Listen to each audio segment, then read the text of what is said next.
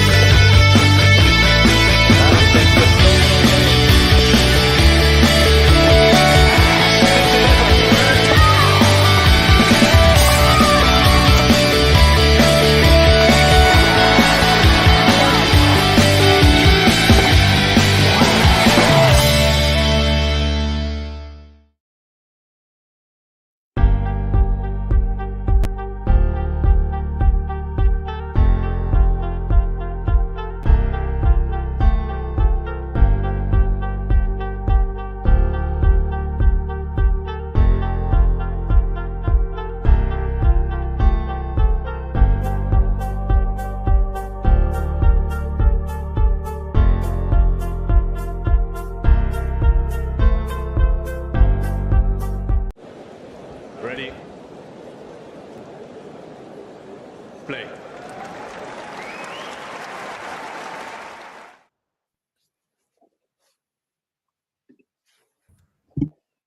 Good afternoon, good evening, good morning. I was just adjusting my microphone if you wondered what that little uncomfortable 8-second pause was all about. Although I think, talking of uncomfortable moments in front of the camera, I think I saw one of you sneeze about 30 seconds ago. Am I right with that sneeze? Okay, I got that wrong. Wasn't me. Oh, I thought I saw Kira. I thought I saw you go, achoo. Oh, no, it might have been when I turned this on and the video was playing, I had my laptop full volume and it scared me so much. Oh, I'm sorry. I might have done a bit of a flinch. Yeah. Worse than a sneeze.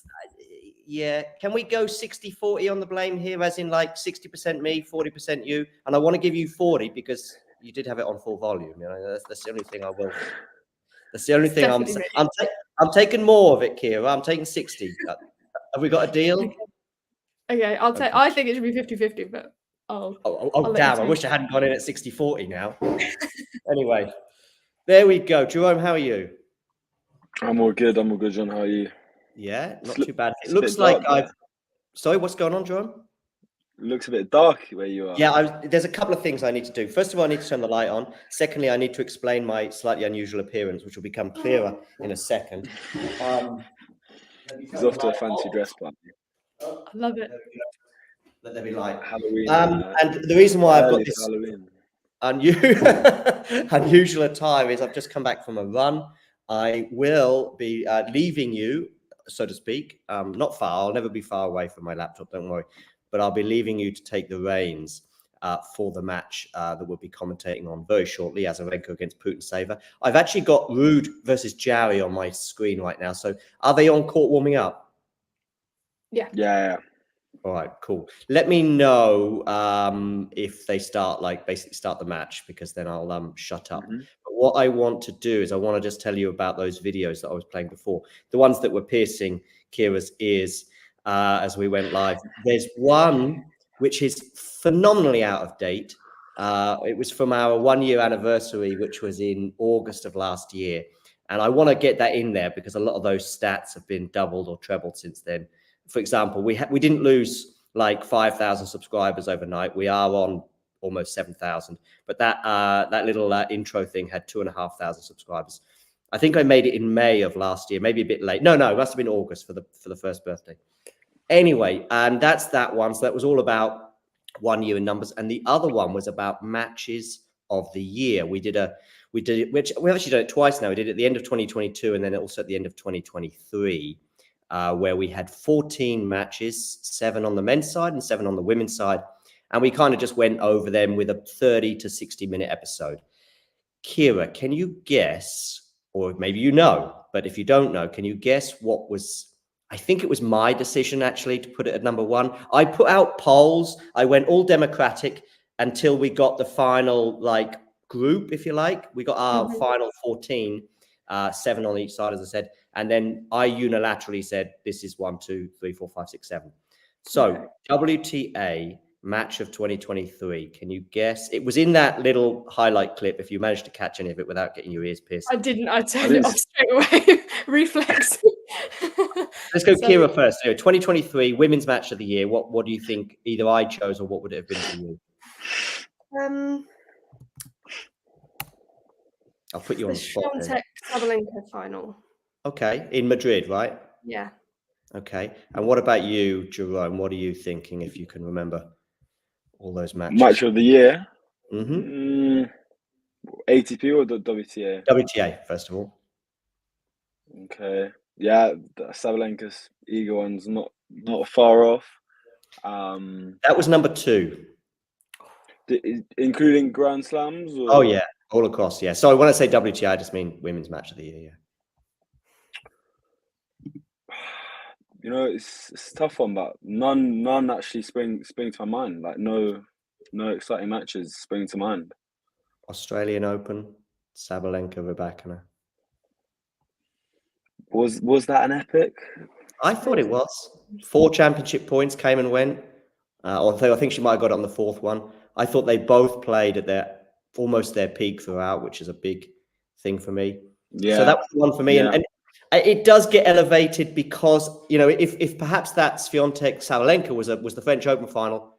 If it's nip and tuck, yeah, I think that's good point. You know, I was one that comes to mind for me actually is Azarenka Svitolina Wimbledon. That was in our 7, about 4 or 5. That was actually thinking of it. That would be my one. It's the most memorable for me, actually. Yeah. Sure, that was in the 7 anyway. So I mean, the other thing with being a Grand Slam final, I mean, it's like there could have been a qualifier that was just epic, but obviously slips our minds because we either didn't see it or just aren't aware of it. So that was that. What about I can see the match has got underway, and we will get to it in a second. What about ATP for the year last year? What do you think I went for, or what do you think was number 1? Jerome?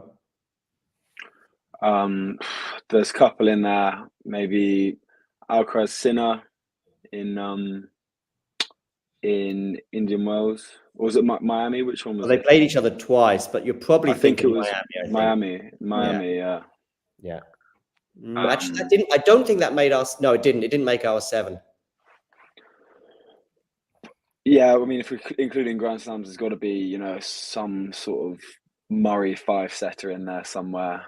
That made something like number 5. Yeah, Murray against Berrettini or actually we went Kokkinakis. It was a tricky one, and I'm using we because until the final 7, as I say, I didn't make. I was a part of the democratic process, but yeah, we went. I think it's hard.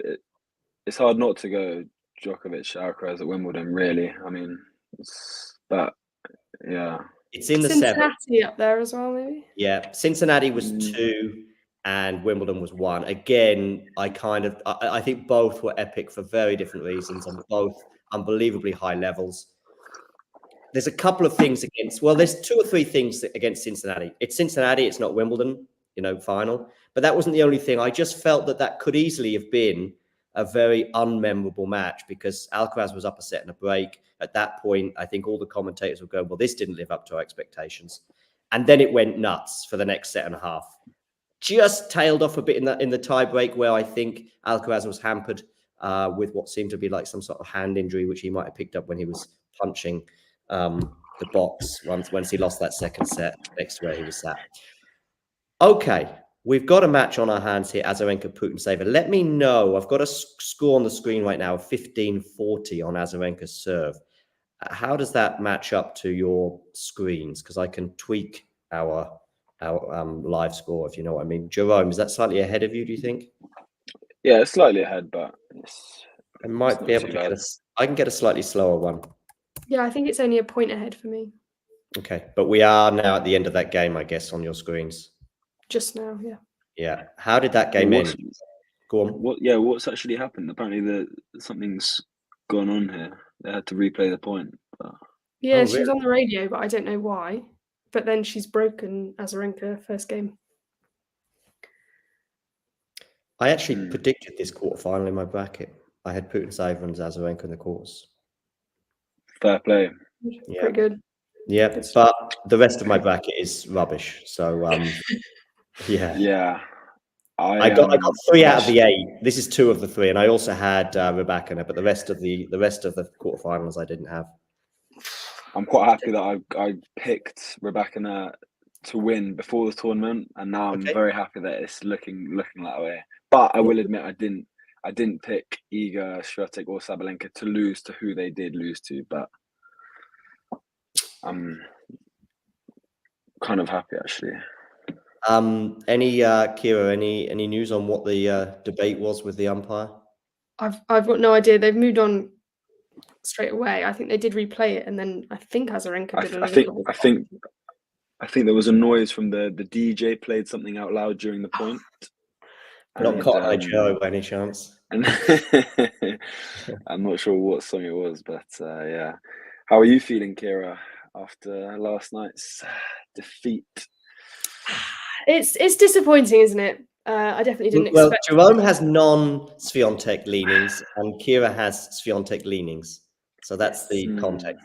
Leanings, I like that. Yeah. Yeah. But I can see it both ways. I don't think it's a shame. She'll be disappointed to lose at this stage in the competition, but I don't think it's such a terrible thing in terms of the clay season coming up. And then, I think this tournament now is really, really interesting in terms of who's left and who's going to take the title. So I'm going to take a very, how exciting that we get to think about who might win now. That's my approach. Yeah, what I'm surprised that it was Alexandra and not Noskova. But yeah, did you watch any of the highlights? Like what? I've watched some of the highlights. I was in bed for the match. But I think she did sort of scrape through that Noskova match, if we're honest. And I thought that might help her sort of getting that sort of tough win, but she just sort of seemed to be struggling with that forehand, a bit wayward again. And I thought Alexandrova played a really brilliant match actually to beat her. I thought she was excellent. So I think maybe the focus should be more on how well Alexandrova played to beat her in a way. Yeah, definitely. I watched the highlights and she was just hitting massive shots all throughout both sets. I watched the last 5 games from about, I'm going to say one love Alexandrova on her serve. So from the moment she got her first and then obviously her second break. Yeah. And she was just, wow.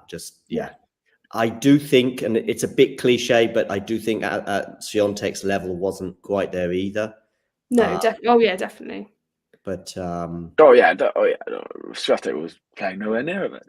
Yeah, classic Iga super fans. But well, I don't think she was playing her top best, but I also do think the focus should probably be on how well Alexandra played, because I thought her level was brilliant. She was eating up for breakfast some of the second serves from Swiatek, which isn't always the case, and the serve has come under scrutiny at various points. I was going to say the last few months, but it's always kind of been there. It's always been a conversation with Iga, whether we're talking about improvements or even maybe a couple of years ago a little bit more critical. But yeah, Alexandrova had a field day yesterday and was just, painting lines, but sometimes not necessarily painting lines, but just, doing enough to win the point. That's for sure. I'm going to let you talk about this match. I will be not far away from my laptop, but I'll probably be talking in the chat a little bit, maybe from the front end, as in like not backstage, but YouTube end.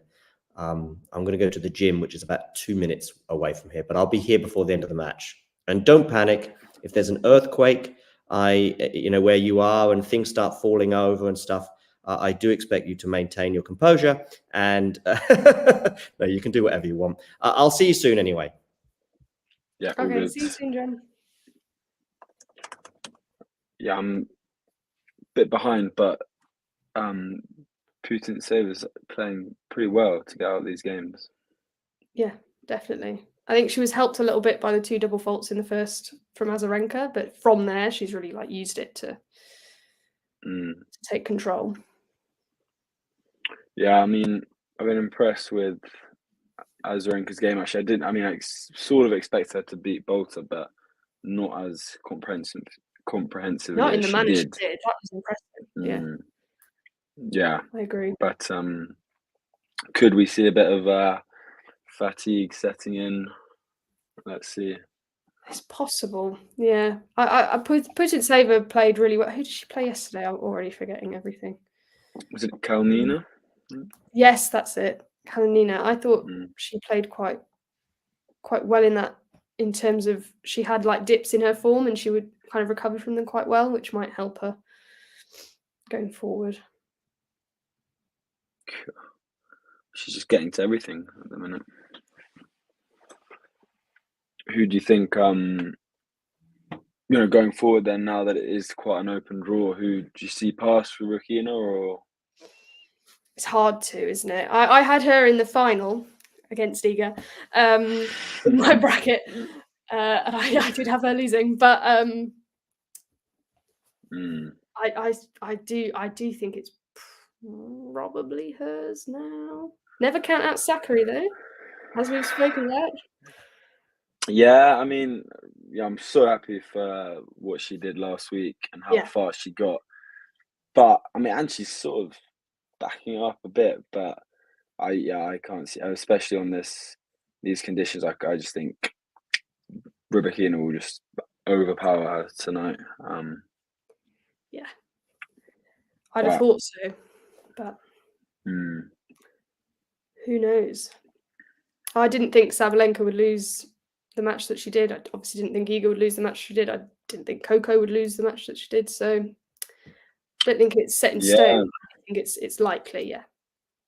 Yeah, it's blown wide open. I mean, Garcia back-to-back massive wins against Osaka, and then Coco, but that's another one who I was so surprised about. She was former top 8 or whatever, but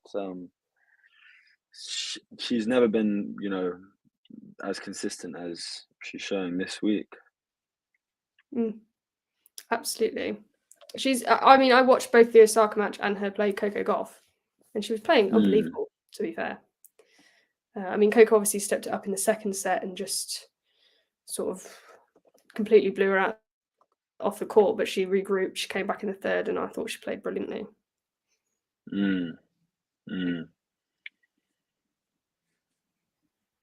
Yeah, I think that's another tough quarterfinal though against Collins. Yeah, Danielle Collins. She's still going. She's still going. Yeah.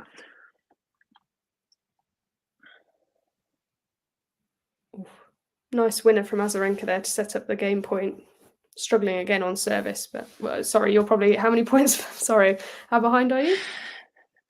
No, it's fine. I'm just 1 point behind you, I think.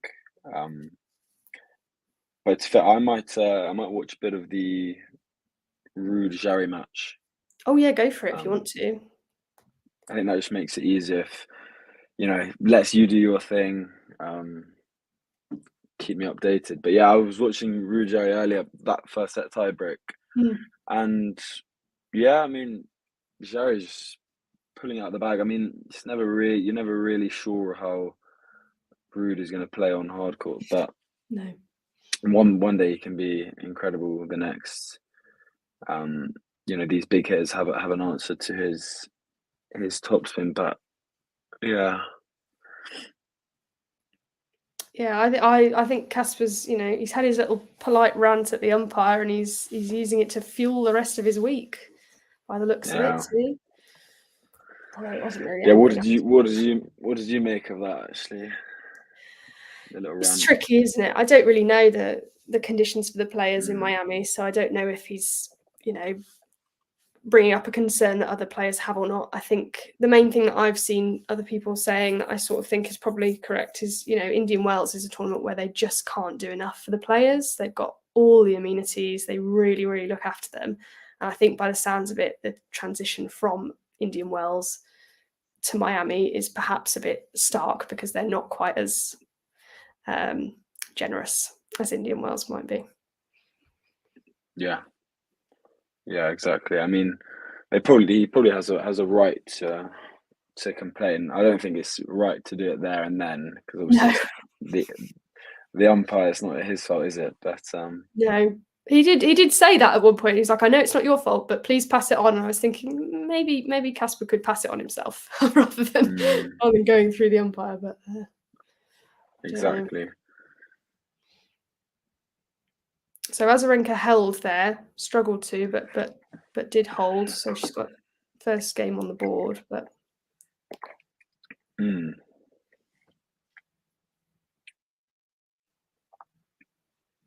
thanks, by the way, Ghost. I appreciate you not trolling Iga too much, and I'm not going to dispute you on the Queen of Tennis. Danielle Collins is doing so well. I'll let you have it. Come on.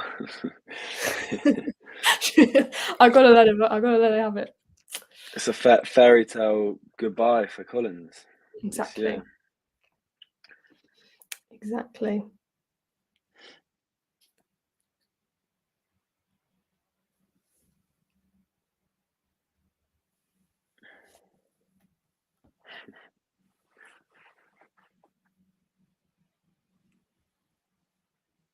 And what about on the men's side?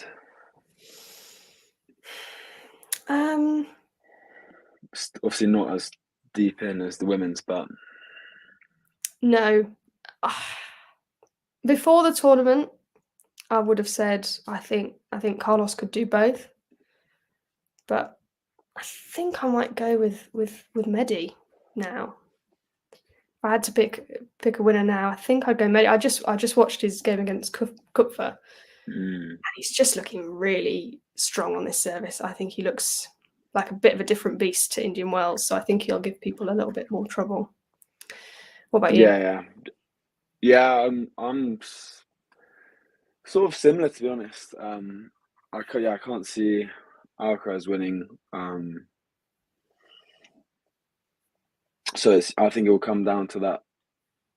I think it would it be in the semis when Mehdi and Sinner meet? Yeah. But I think that match will decide the winner, I think. So yeah, I think it's either Mehdi or Sinner. Depending on how it goes. I'm quite intrigued. I've got Hurkacz, I think, in my bracket too. I've got a really weird bracket of, I think it's Hurkacz, Zverev, in the other semi. So wow. don't know if that will come to fruition, but who knows? We'll see. Yeah, I don't know. Against yesterday, you never know. Yeah, I fancy Hurkacz in these conditions. He's obviously won it before. Yeah, very true.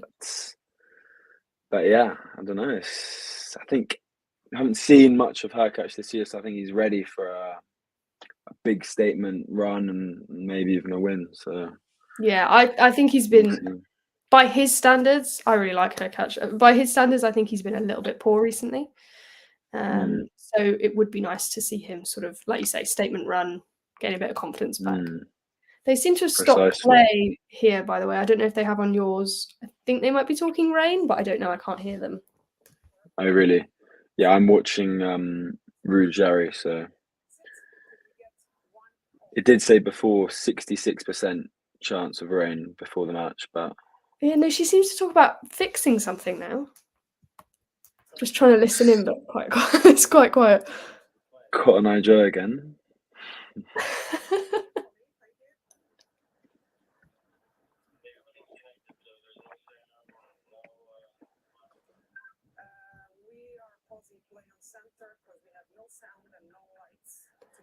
They've got no sound and no lights. What? In what way? Okay, well, that's... It looks pretty light to me. Yeah, I don't know if you need lights. Is it the sound like the out sound? Or... It might be the... Yeah, I'm not quite sure, actually, yeah.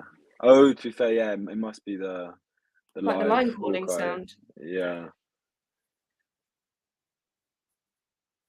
Right, well, I'll keep an eye on this, but you can tell us a bit more about Casper and Jarry. Yeah, meanwhile,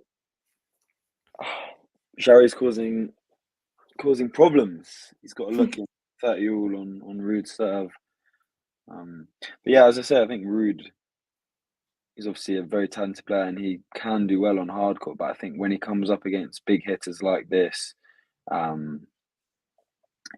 they can snuff out his game pretty quickly and make good use of it, like someone like Jarry. Yeah, definitely. He's been a bit hit and miss recently, Jarry, but he's had some good wins. He's obviously got his ranking up. I think if he could get a bit more consistent with getting those top wins, then I think, Yeah, he sort of had a bit of he had a break and then he had was he banned for doping actually, Jarry? Was he? That must have escaped my notice, if so. Pretty sure. 11-month ban. Oh, wow. For doping, and then when he came back, he sort of had a bit of a breakthrough year again last year. Now he's kind of affirmed himself on the tour, but it's good to see he's got a break point here as well. So I'll let you know. Yeah, go see Jarry Saberfield. What is it with all these Brazilians and Chileans in the crowd? There's so many of them in Miami, but I sort of love to see it. Oh, Double fault from Ruud on break point. Wow. That's disappointing from his end. Yeah, I thought it was I'll be honest, I was a bit shocked when I saw the Fritz Saberfield match and he had all the support in America against an American. Yeah, it was that one was a bit mad. Yeah, John, there was a beer in there, cheeky one. Probably not as many as your Friday nights, but is it just me or did John never really fully explain the hat? I felt like that wasn't explained enough. What did he say? He went for a run and Went for a run. To say he does have long hair. I liked that. Don't get me wrong. They're still not playing on centre, by the way. The umpire's just sort of walking around the court and talking to different people, but nothing seems to be happening. No bees or anything like that. No bees yet. No lizards. No cats. No good. animals.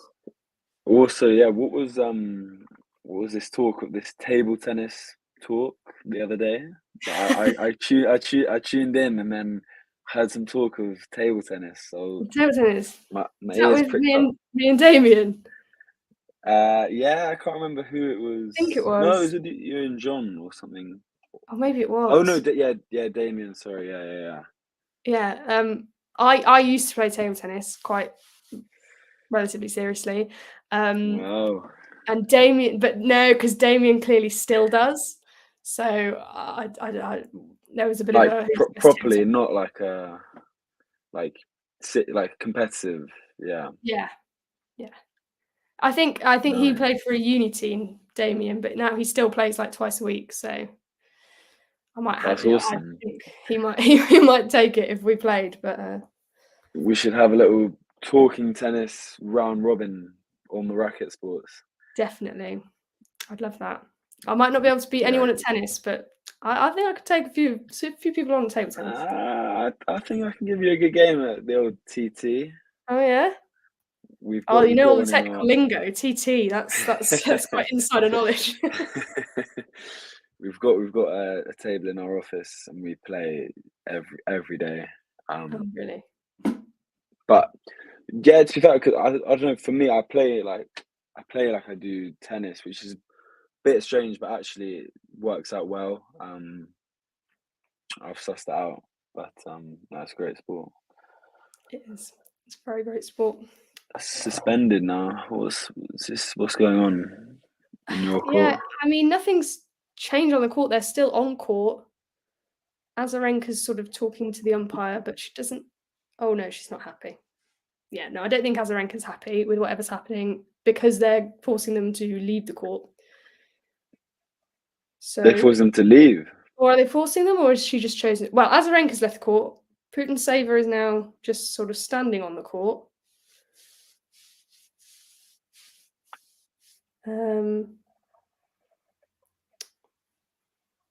So Azarenka's gone, but they don't seem to be forcing them.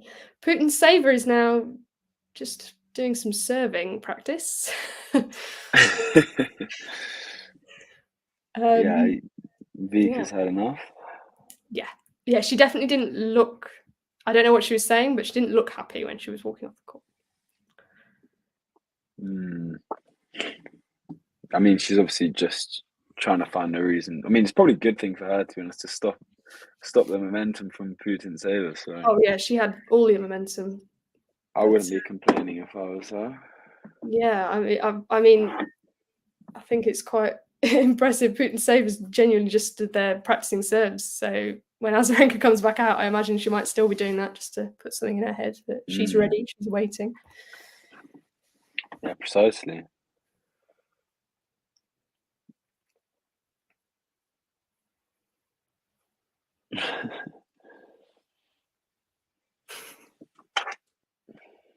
Maybe that's what she thinks she's doing. She's just sort of going back and forth serving. Maybe she thinks she's winning points here.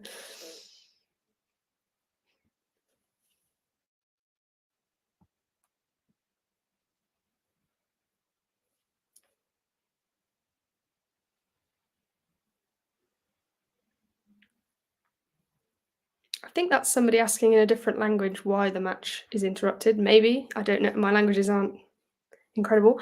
But it's because the line system isn't working by the sounds of it. The sound system and the lighting system. I don't know why they need the lights, but they both seem to be not working.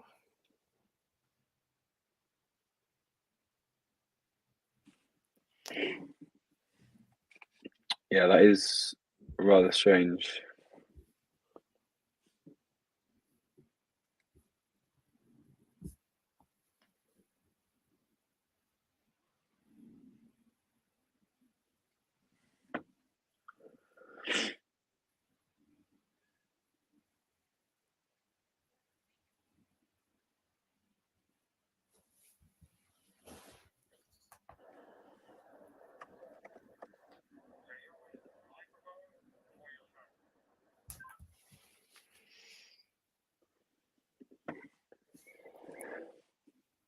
How's Casper getting on? Is he still a breakdown?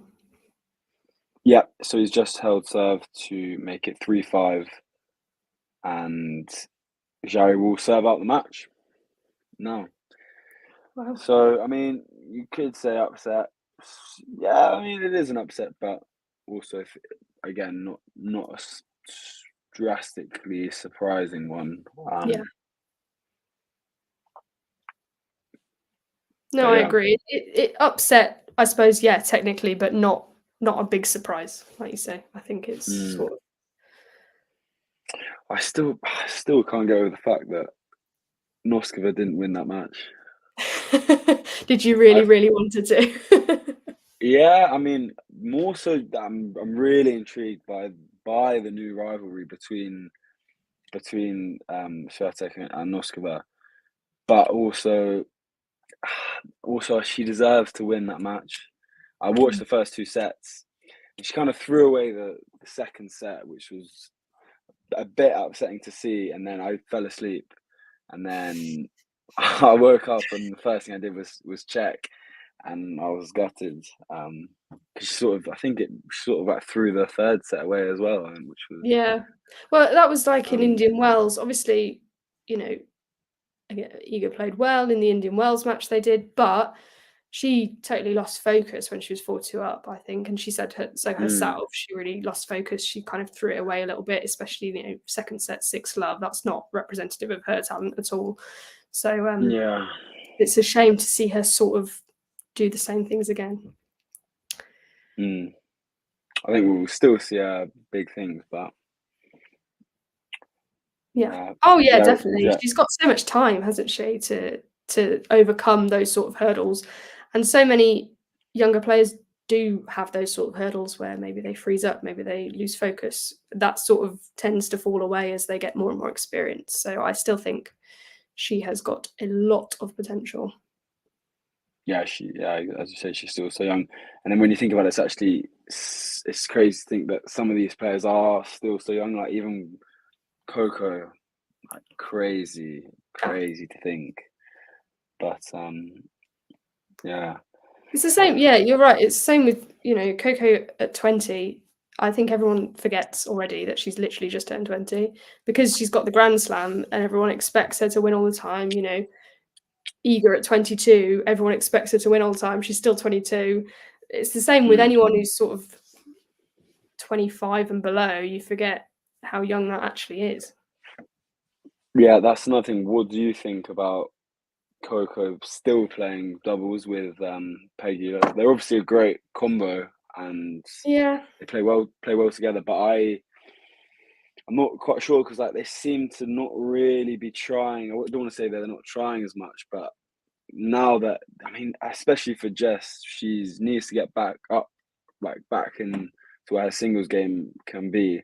So is doubles the right kind of avenue? I'm not sure, but yeah. No, I know what you mean. I think especially when you see them getting less success than they were before, you start to wonder whether it's still producing the same results for them, whether it's still helpful to them, whether I don't know what their goal is with it. Do they want to become a really formidable doubles pairing that wins all the time? Do they do it to help them during a tournament with their field? Do they help it because it helps their game? I don't really know what their goal is. But I definitely think, especially for Jess Pegula at the moment, the singles is where she needs to be because I again think her game at its peak is so good. And I'd really like to see her sort of back up to the heights that she can play at. Beating Navarro yesterday, I didn't see the match, but that felt like a good win on paper to me. Yeah, definitely. I think it all comes down to priorities, what they want to do. I don't think it's possible to be a world-class doubles duo and in the top 10 in singles. I don't think that is possible. But yeah, we'll see. In other news, Jarry has just dispatched a backhand winner cross court to advance to the quarterfinal and take out Casper Ruud. Yeah, big win for Jarry. Yeah, absolutely. Plays Medvedev next, which could be very, very tricky. But still, I don't see much happening from that. What's going on in? I've just turned over again. They're still sitting there. Yeah, they've kept them on court. Azarenka's back. They've kept them on court. They're both just sort of sat down, waiting. The umpire's spoken to them a few times and then is speaking to another woman quite extensively who I'm afraid I don't know. Maybe I should, but I don't. In the pink dress. In the pink dress with the hat, yep. Yeah, who is that? She seems really important in this saga, but I don't know who she is. She must be one of the tournament organisers or something. Yeah, exactly. She's not a referee. She's not a referee, is she? No. I don't think she is, but I don't think so. I tend to know them a bit, don't you? Yeah, exactly.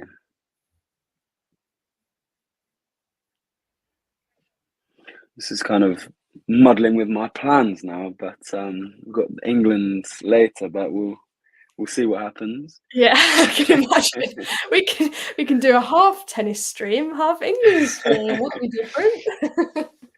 Yeah, it's only a friendly, mind you. Yeah, especially in the insane injury crisis that Gareth has been described. Yeah. Seemed a bit 7:45, traumatic. John. But don't worry, I mean, that's not a priority. I'm just intrigued as to what's happening here, to be honest. Yeah, she keeps talking to the players, but I think she's just sort of saying to them, there's nothing we can do until it's fixed. Yeah. A little listen.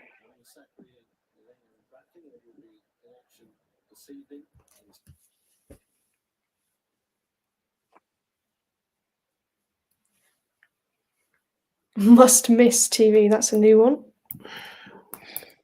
That's not a bad take. It's not at all. Especially after Friday's performance. Yeah. Was it Friday or Saturday? Yeah, Saturday, I think.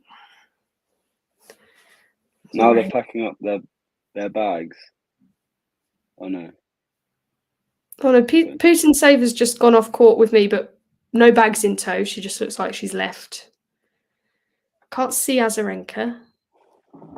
I haven't seen her leave, but she's not there. Yeah, they're both off now. Yeah. What's the next men's match that's on? Might have to keep an eye on that if this isn't restarting.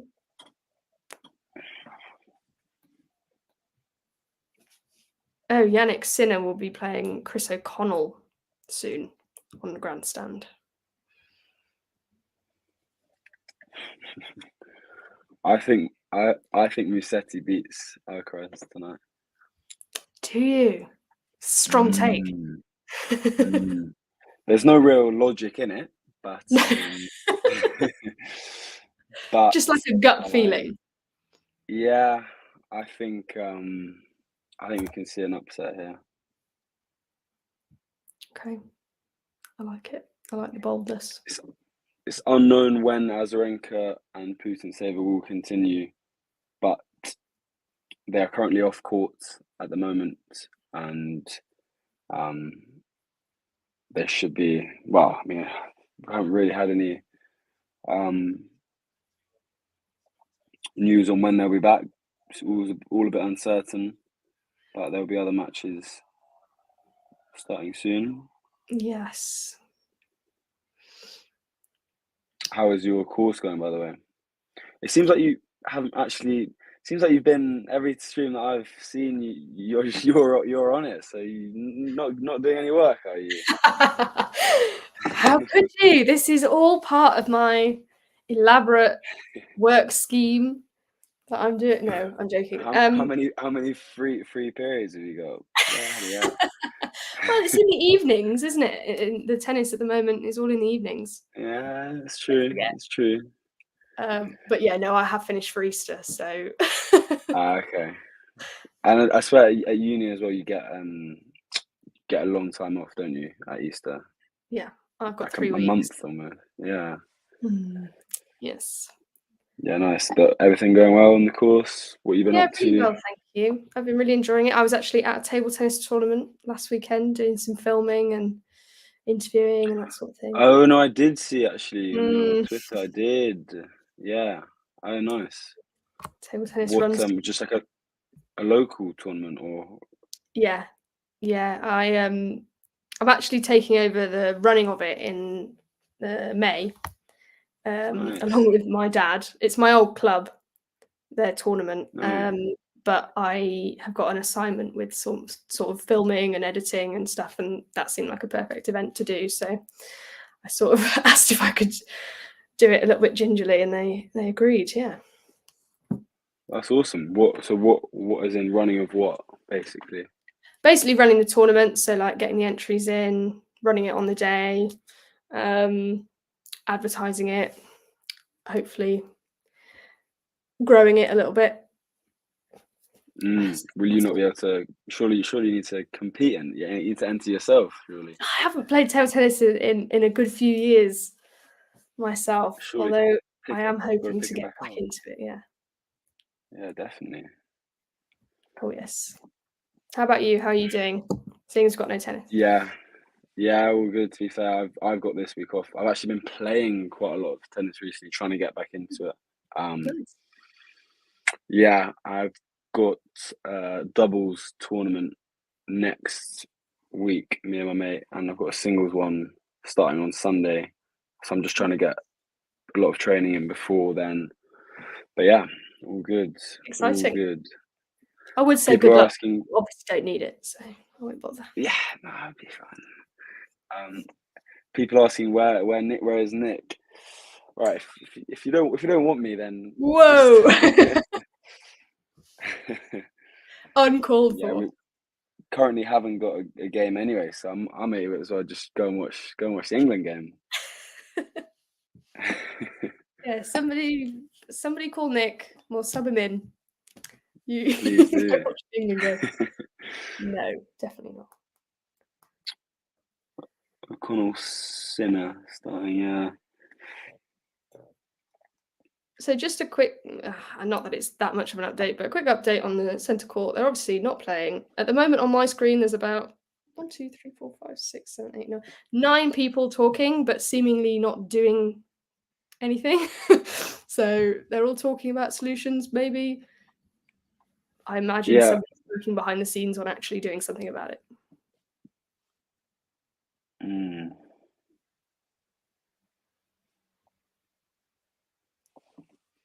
Yeah, interesting. Yeah, also I've been trying to keep up with some of the doubles this week because I love doubles, but I find when I don't have much time, I kind of often find myself skimming over and not actually. I mean, it's also quite hard to keep up with it all when there are such like good quality choice of matches. But yeah, I was looking at the draw and I'm happy to see that Lloyd Glasspool is still in it. Because he was basically. I'm basically a bit of a fan of his because the last like 2 years ago I properly got into like doubles, like mainly on the Challenger Tour, and I was watching him and Heliovara, this Finnish guy, come through, and they were like just winning like loads of challenges, and then they finally made the leap to the tour, and they did well, but they weren't doing as well as they could be doing, as well as Lloyd could be doing, and Harry was the Finnish guy who was kind of letting him down a bit.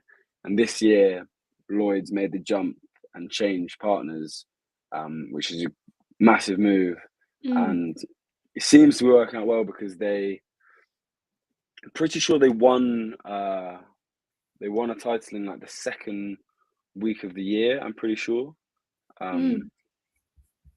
Yeah, sorry, the first week of the year they won the Brisbane International.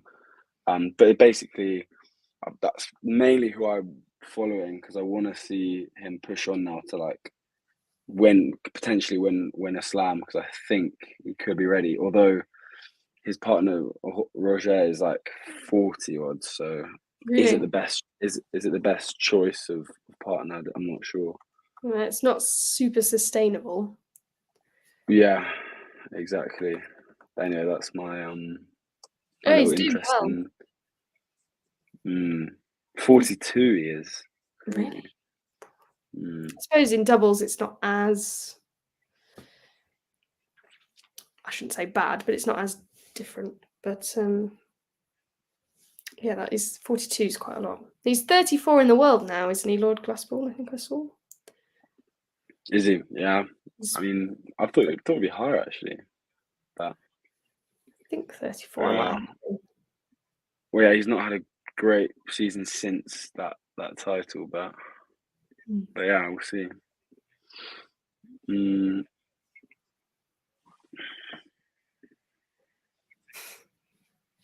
I've got a football question. I love that John's specified tennis questions. We've immediately got a football question. Love it. Who deserves more game time for England? Well, it's got to be Kobe. Although, actually, that's a good point. What the lineups? He's starting tonight, isn't he? Yeah, he is. He is starting. Such a rogue team, but I suppose it is just a friendly. But yeah, I think an injury crisis. Kobe. Yeah. Yeah, I think we'll lose tonight as well. Yeah, I think so. But I don't know. We'll see. It's not promising ahead of the Euros, but no. I think it's really. I know this isn't football talk, but just quickly, I think it's really mad that there's so many England fans who seem to think that we are in some way entitled to win the Euros this year, like that it's like destined, and if we don't, it's absolutely the upset of the century. I was like, all right, I'm not sure. That's sounds like eager fans now. Wow. Wow. Nah, right. Yeah, I mean, I obviously do agree. I think, yeah, like, I think we've done pretty well, like getting to the final of the last Euros, like doing all right in the World Cup, like coming up against big teams. But then again, I can see where they're coming from, because like our best squad on paper is just so good. Like, it is ridiculously good. I'm not sure how we haven't won something yet with that team. Yeah, I get that. Yeah. But yeah, you're like, England fans are just like, you knew after the game on Saturday they'd all be straight away, like on Twitter. Not worth looking at, yeah. And you might be right. There might be a small section of eager fans that might have a similar attitude. Just a small minority somewhere, maybe.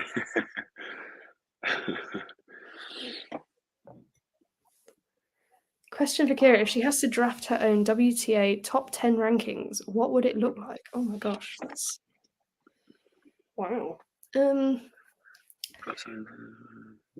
Wait, what does it mean by draft your own like rankings? What, like, as if I just picked who I think are the top 10 players in the world? I struggle to go against who are the top 10 players in the world.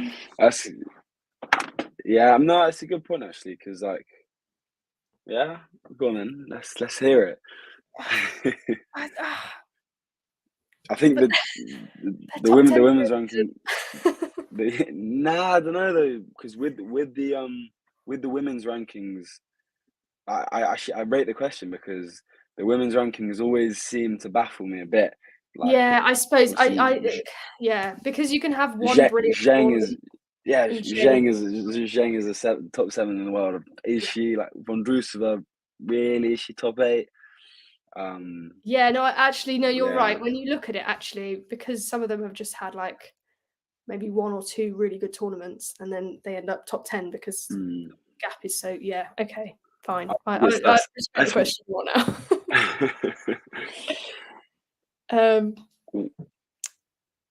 So I won't just list a top 10, but like John says, 2 players who are not top 10.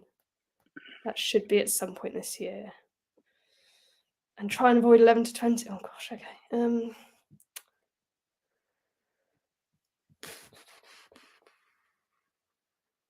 That's a good question, actually. I'm gonna go Kalinskaya. Yeah, I heard you talking about her the other day, actually. And then she immediately pulled out. So great on my part, that one. I think Kalinskaya's got a lot of potential. So I think I'm going Linda. She's getting top 10 this year. Yeah, I think it's definitely possible. We're only in March. We are only in March. You're right. It's so early in the year that she is. That is very possible. I would maybe go next year for her myself. But really, yeah, a little bit. That's I still think she's got a few things to iron out that might take her a bit longer, but could be wrong. Yeah, I mean, but we're in March. I think she could get it as early as like June. Oh wow! Okay, you're going straight there. Yeah, I suppose she's she's 30 something, 31st now, so it's not far off. She, like we say, one good tournament. It does happen, so very possible. Although to be fair, I don't know what she's like on clay actually. Yeah, you'd have to be pretty good on clay to get there by June. Yeah, I guess we'll find out. It's possible. I mean, he said avoid 11 to 20. I'm going bang on 20 with Navarro. I do think she's very much getting towards something because she's been building towards it all season rather than, the one big tournament that's sort of taken her to 20. I think she's been gradually building up those points, which I always think is quite a good sign of somebody who's sticking around. Yeah, even the back end of last season, I remember she was causing some damage. She sort of flown under the radar a bit, but yeah. In terms of somebody asking what happened to the game, it's currently they're trying to fix a lighting and sound issue that they've got on the court. So play's been suspended for quite a while now while they try and fix that issue, and the players are not currently on the court. Yeah, I don't know what is. They're just milling about on the edge of the court, trying to work out what the issue is. Yeah, I mean, surely these people aren't the ones. I really hope these people aren't the ones solving it, because they do seem to be, as you said, milling about somewhat. I hope there's some people behind the scenes who are actually working on it. John, I don't know if I wouldn't say Sakari has peaked yet. She is obviously not getting any younger, but I still think. Well, she's only had. I think she's only had one slam semis, and that really that impressive for someone of her caliber, like consistent top 10 player? Probably not. I think she's definitely got a couple more slam semis and maybe even a final at some point. Do you see she got two Sakari winning semis? as well? Sakari, no. But I mean, you can sort of. I don't know if it's fair to compare this, but I was like, what comes to my head is like someone like Zverev, who I actually could see Zverev win a slam, really? even with the company that he's got at the minute. But like someone like that, like consistent top 10 player. Obviously, I shouldn't really be comparing him to Sakari because he's done a lot more. But in terms of that, like someone who's never done anything, Sakari's not. She's won the Masters, but I don't know. It's a tough one with Sakari. I mean, I want her to push on, but maybe she has peaked then. I know. It's like we're watching you go through the stages of grief about it. I've taught myself out of it now. Like she actually definitely has peaked, and that's the sad reality of it.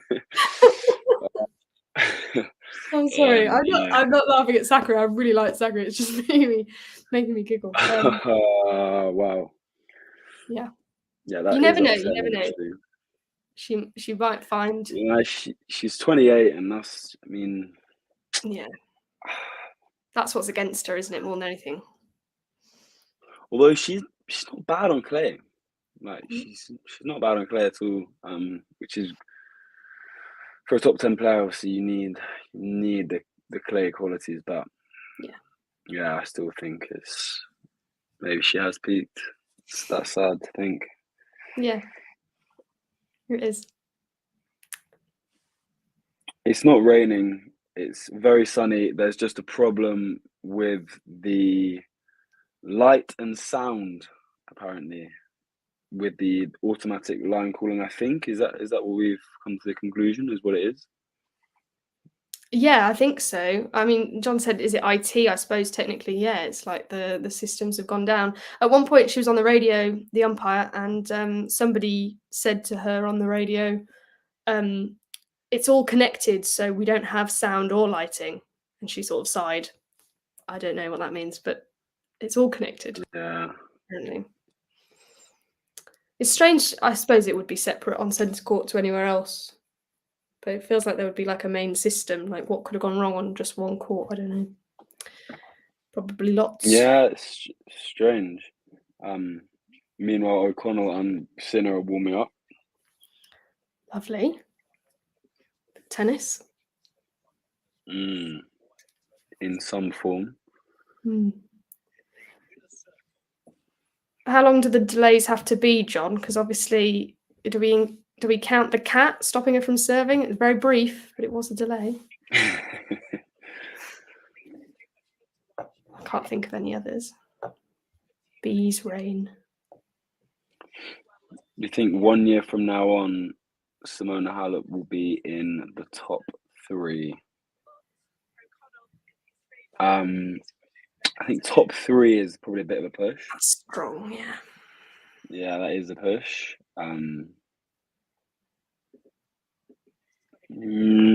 Yeah, I can definitely see her kind of getting back to a high ranking, definitely inside. Yeah.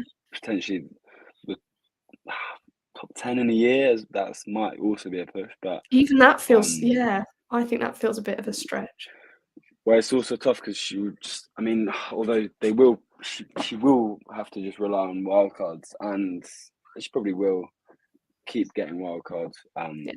Unless some tournaments, take a moral approach to it, but I just can't see that happening because they're obviously businesses. They want to make money and attract people, and people will probably come to watch players like Halep. But definitely.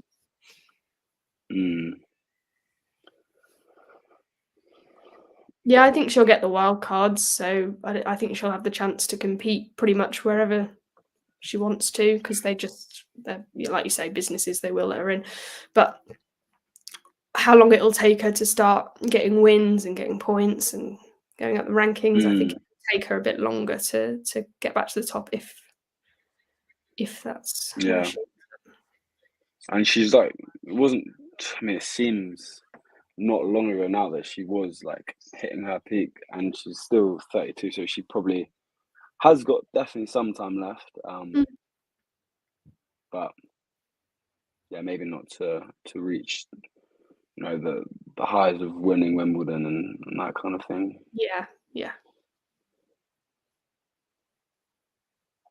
Although you never know with Wimbledon, it's not really as set in stone as on the men's side. There's always some new person coming in there to win it. But yeah, I always think Von Drusela. Who would have thought it?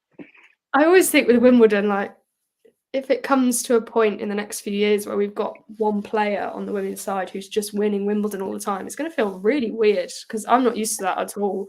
I'm so used to going into a Wimbledon and being like, this could be anyone, because it really can. But I'm sure at some point there'll be somebody who starts dominating on grass a bit more on the women's side. Don't know, maybe not. All I'm saying is, if Barty didn't retire, she would win Wimbledon every year for the last but yeah, another really sad moment. Why did she? Did you like Barty by any chance? Yeah, it's so good. It's just like me too. Jabeur game style, just 20 times better. It's so good, so effective, so good. Yeah. You wonder. I mean, obviously, you never know. So it's one of those. But how many slams would she have won in the last few years if she hadn't retired? I think it would have been quite a few of them. Yeah, probably 90% of them, to be honest. Yeah. Although actually, I would have liked to see like Prime Eager versus Prime. Me too. Prime Barty. It'd be interesting. I think it would depend on surface quite a bit, but yeah. Oh, somebody Yeah, making an announcement on the court. Sorry, there's somebody talking. Oh, players will be out in just a few seconds, according to a man I do not know talking on the court.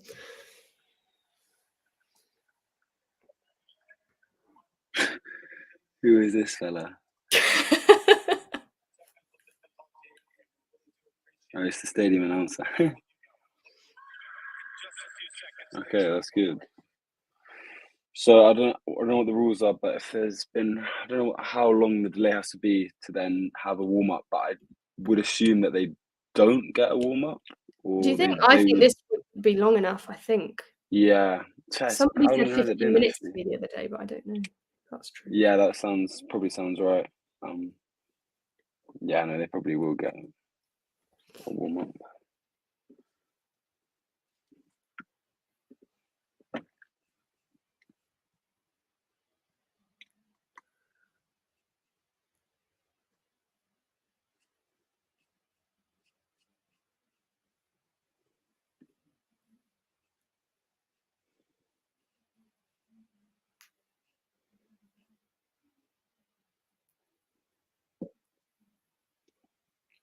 Yeah, I know what you mean, Matthew, about, Barty didn't have the motivation, so she wouldn't have won more majors if she carried on. I suppose we're sort of imagining a world where Barty really wanted to carry on with tennis and loved it. I think that would be a very interesting world, but obviously very different one.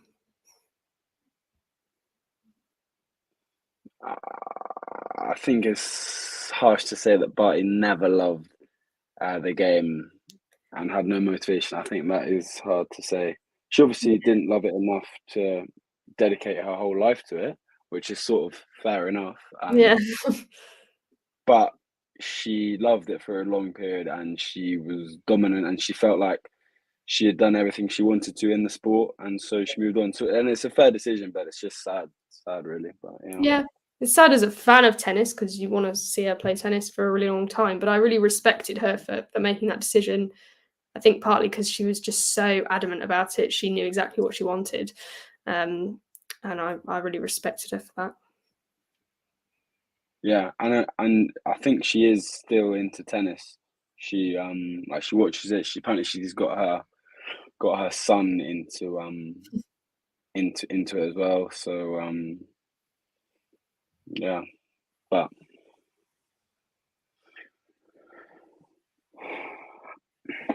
she's playing golf now as well, is she? Is that right? Yeah, she's playing all sports.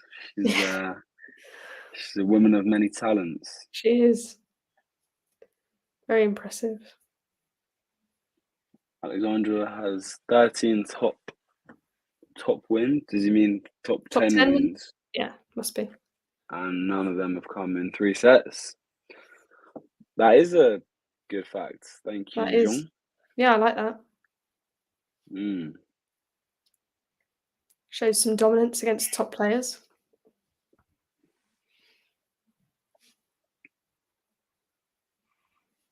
Mike Tyson in the building.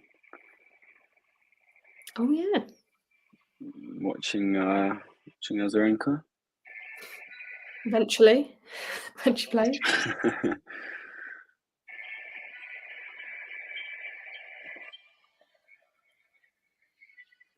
do believe the man said they'll be out in just a few seconds, which I feel like yeah, lying to us.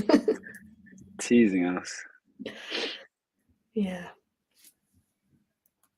I haven't checked on the Sinner match actually.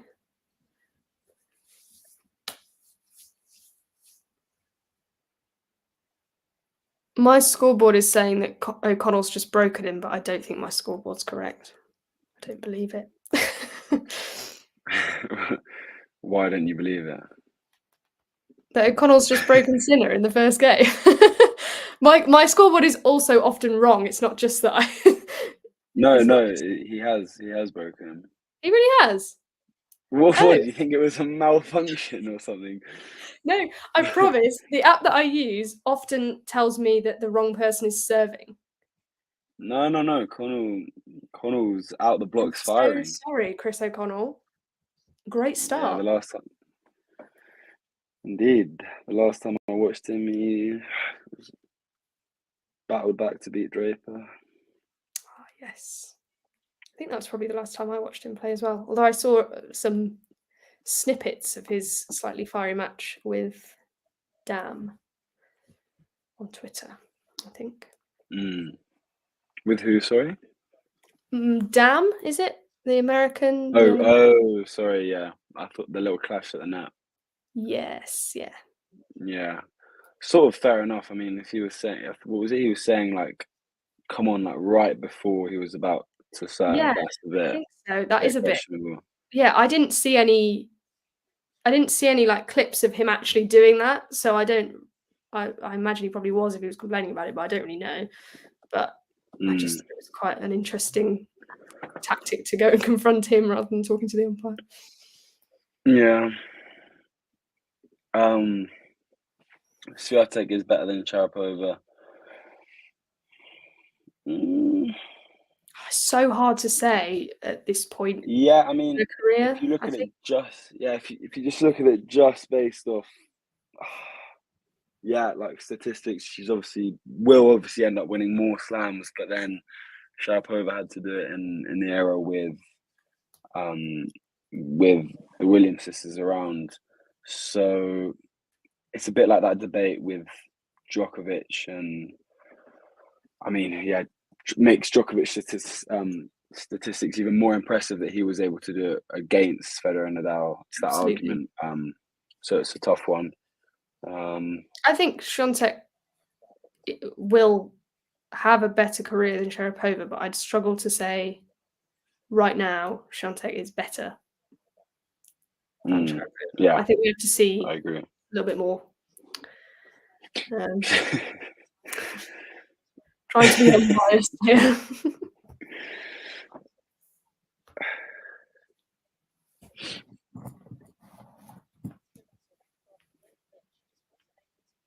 So they are now warming up on my screen. I don't know if they're on court for you. Yeah, they are. I mean, obviously you'll be a bit ahead of me as always, but I know it's so bad. Sure. Every stream, I feel terrible about it. I might just switch. It's because I'll cover O'Connell Sinner, and you go for it. Stick to the Azarenka match, and if it gets exciting, then that works. I'll come back. We should be covering the O'Connell match a little bit because I think it's quite surprising that he's and I think so when there's a couple of games on, I think it is better to have two different matches being covered. Yeah. But yeah, I like it.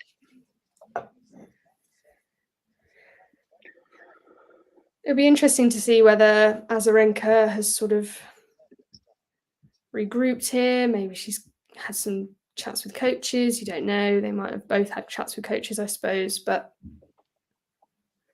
she's obviously falling behind in the early stages before this break. So interesting to see who has the momentum now. Yeah, I think it should really be beneficial to Azarenka this break. Yeah. I know it would be for me if I was playing, but I mean, we'll see how she reacts following in. O'Connell 2-0 upset alert. Anyone might, as much as I probably would like a bit of an upset, it might be a bit too early for that. I mean, to be fair, he looked a bit shaky against Talon in the last round, lost a set, but then again, losing a set is like, he's lost a set when the expectations are so high. But I don't think O'Connell wins this match. No, I agree. I do think it's, again, I probably said this before, but I just think it's mad how, Jannik Sinner is on such great form at the moment. And it just feels like every time he loses, which admittedly, obviously, was only against Carlitos last week, or losing a set, even like you say, against Greeksport, it's like everyone's completely stunned. And I just think it's mad when this incredible vein of form that he's on right now has only been, the first few months of the year. I think people are very sort of reactionary, which I get, but yeah, I don't think it should be so shocking for him to lose a set. Yeah, precisely. I think people just have these crazy expectations now of certain players.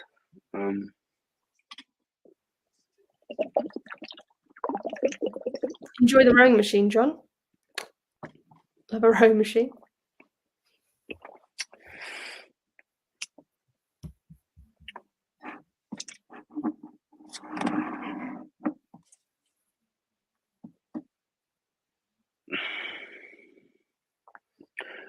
Yeah, I don't know about you, Sean. I was always pretty confident. I've actually got a let's call it it's a drunken voice memo. I was out with a few friends and we were talking about it last year, and I said, record this now. We're having a debate about Alcaraz and Sinner, like way back last year. And I said, oh, just record this now. Sinner's going to win more Grand Slams than Alcaraz. And I'm so happy that he started to kind of show what he is capable of this year. Because I actually do think he will win more slams than Alcaraz. And that probably even still is a hot take to a lot of people. Not as hot as it would have been when you said it, maybe. Exactly. But yeah, I still see it happening, and I think, yeah, I mean, men's tennis is in very safe hands, shall we say? Yeah. I don't really mind who wins more. I'm just sort of excited about watching it, I suppose, because I just think it's a great new generation to have. I'd like there to be a few more up there. I suppose Medvedev at the moment, but you know that he's not going to be playing for as long as them. I don't know. Be nice to have a few more rivalries. Yeah, it's a tough one because you there's not really that generation on the women's side. You've got that, obviously, that interim generation of like Rybakina, Sabalenka. Yeah. But then like Swiatek's probably in that generation as well. So it's kind of like who is the equivalent of the Sinner-Alcaraz rivalry on the women's side? Like, obviously Noskova's got a shout to be in there, but there's no. I mean, yeah, I keep forgetting. Obviously, Goff is still so young. Koku's probably the one I'd think of, but I know what you mean. Yeah, who else around that? But that's not the rivalry, Yeah, that's the thing. So yeah, what's going on in the match? So they've restarted, and Putintseva was serving at 30 love when they restarted. Azarenka's won the first 2 points after this restart to take it to 30 all. Interesting to see. Would you look at that? Great point here. Yeah. So all that arguing for nothing. She's helped her out this little break. Yeah. Maybe she'll thank them later. Oh, did she get that? That's a stunning down the line forehand winner to get the break point from Azarenka. I thought that was out. That was so good. There you go.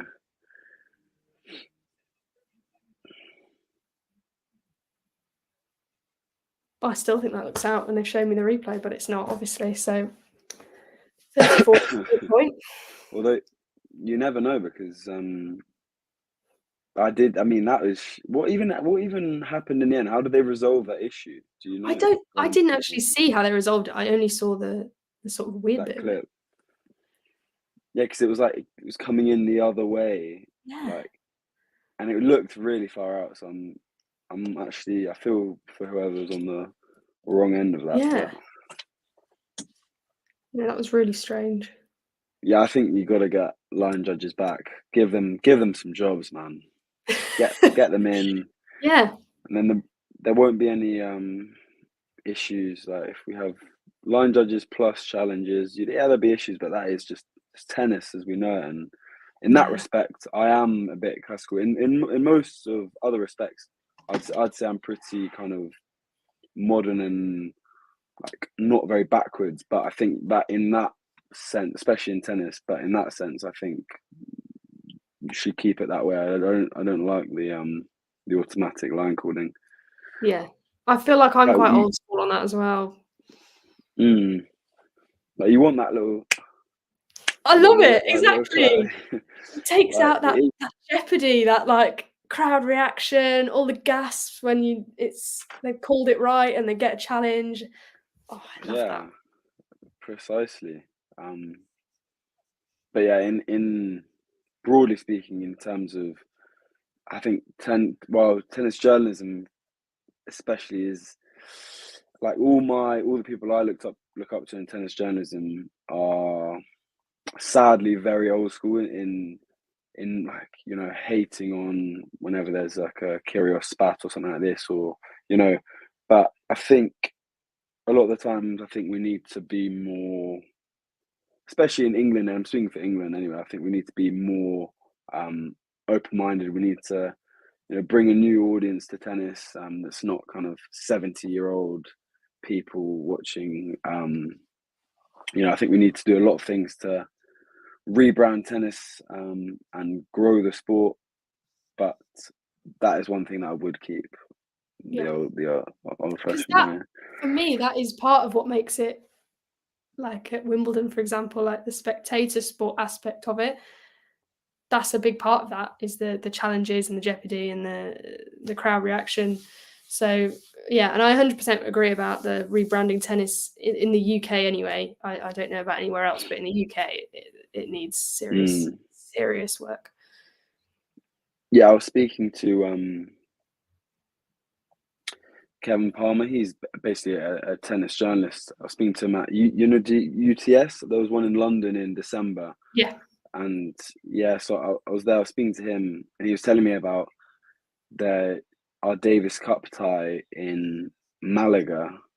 And he went and he said that there was like a section of fans that they had their own, like the British fans had their own room in the complex, and he went in the room and it was a load of like 60-year-old women, and that was our audience that had gone. And I think that sums it up quite well, that we need to just really reach out to the younger audience, and definitely more of a diverse audience. Absolutely. I think diversity is such a big part of it here in the UK. Definitely. Bit of a battle on this service game now with Putintseva. They've had a couple of juices. Azarenka's had, I think, 2 break points, but both saved with strong Putintseva winners, I believe. And she's serving again on advantage here to take the game. Did she just have the 1 break point? Maybe it was. Yeah. I thought it was 2, but I'm rethinking it now. No. Maybe I was just, because it's also. No, you're right. It's sort of. Well, it's exactly the same scenario in this match. 2-1, O'Connell serving, break point, Sinner. So could have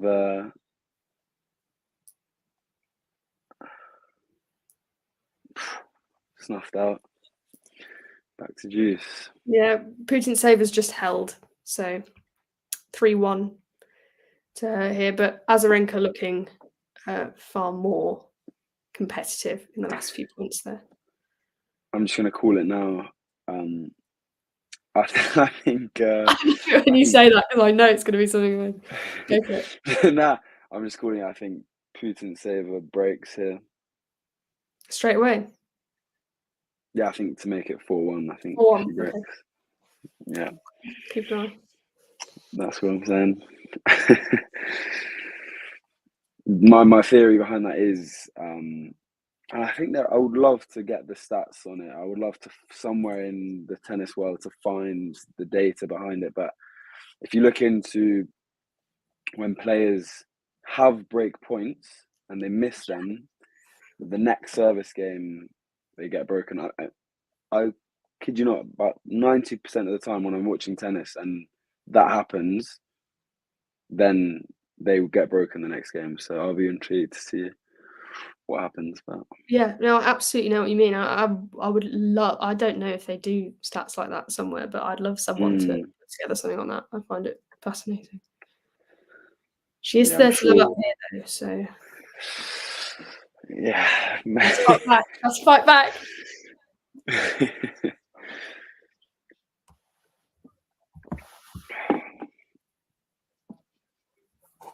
Yeah, it's also 3-1 to O'Connell. Similar. This game is, both games are kind of running along in a similar pattern.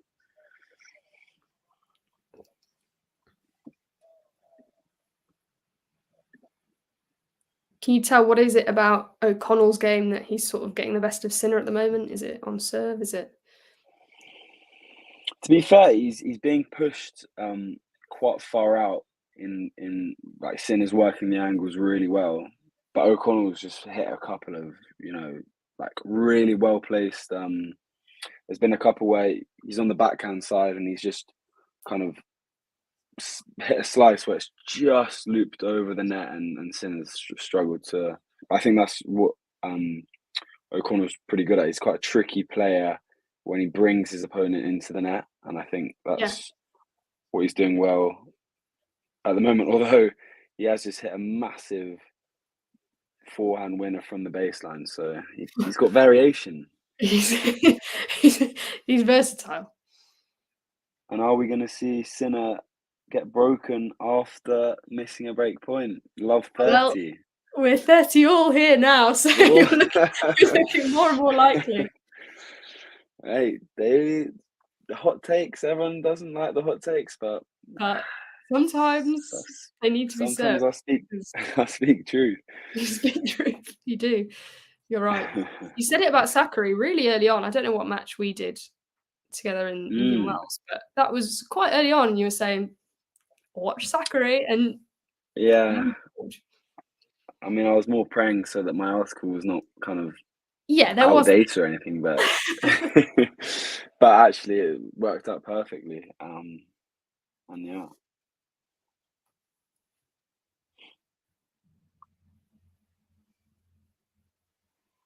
Ooh.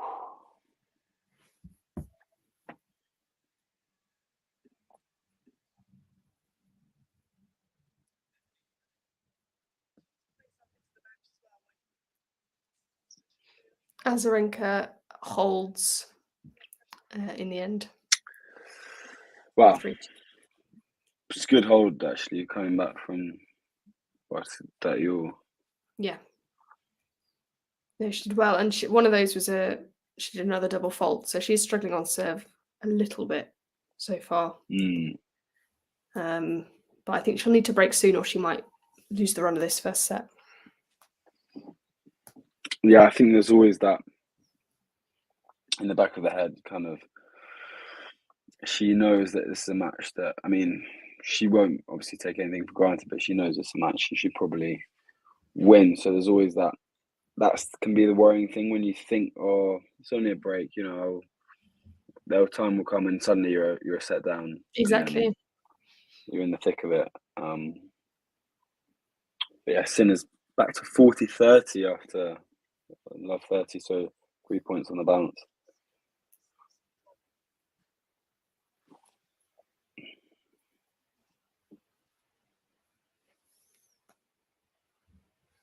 What about the Mahach-Arnaldi match earlier on? What did you think of that? Did you expect Mahach to win, or?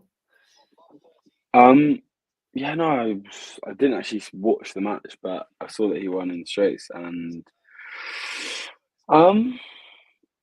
no, not necessarily. I thought, considering Arnaldi, after beating Chapo who is also in good form. I thought, Arnaldi would probably be the favourite there. So yeah, I was surprised. But Mashak, how do you even say? Because I always say Machak, but is it Mah? Apparently it's Mahach. I used to call him Machak too. Yeah. Mahach. Yeah, I mean, yeah, solid performance. I don't know if you watched the Murray match the other night, but I did. Yeah. Yeah. Yeah, I don't know how Murray's lost that match, but take nothing. Yeah, as you say, take nothing away from Mahach. He deserved it, and yeah, I didn't expect him to beat Arnaldi as comfortably as he did. So no, I was the same. I was sort of backing Arnaldi in that one. I thought it would be close actually, but I thought Arnaldi might have the run of him. But no, really impressive from him, especially after the match. Who's he playing next? Is it Zverev on that side of the draw? I don't know. It could be, couldn't it? Yeah. Might not be actually. No, it will be. Oh, it'll be Sinner or O'Connor. Yeah. Yeah, I can't expect him to get past Sinner. Yeah, I was just looking back at my picks now. Pretty rogue from me. No, you don't say, really. Although, like, it's still on the cards.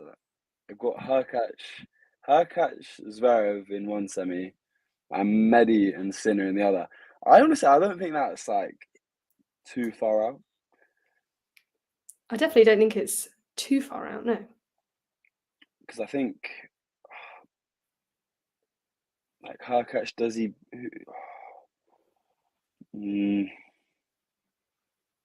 Just quickly, Azarenka with 3 break points on the Putintseva serve. She loses the first one, pops a bit of an easy forehand into the net. Actually, she'll be annoyed with that one, but she gets 2 more chances. Yeah. I originally had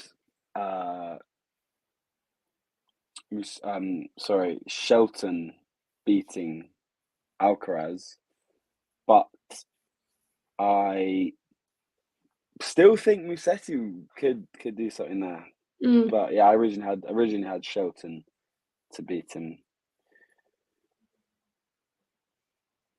Yeah, I'd still be more inclined to say Alcaraz will beat Musetti, just partly because I think Musetti's been playing so well, but I almost think, he's had quite a few good matches. I don't know if he can sustain that level just from seeing him in a few tournaments this year so far, but certainly if he's able to sustain it, he'd give him a good go.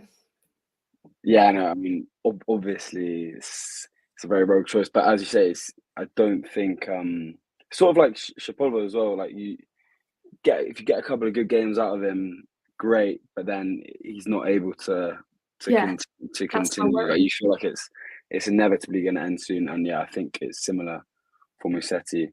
Yeah. Azarenka does get the break back on the 3rd time of asking, comes to the net and puts away a good volley to make it 3-3. Comes to the net. I'm going to watch this back because.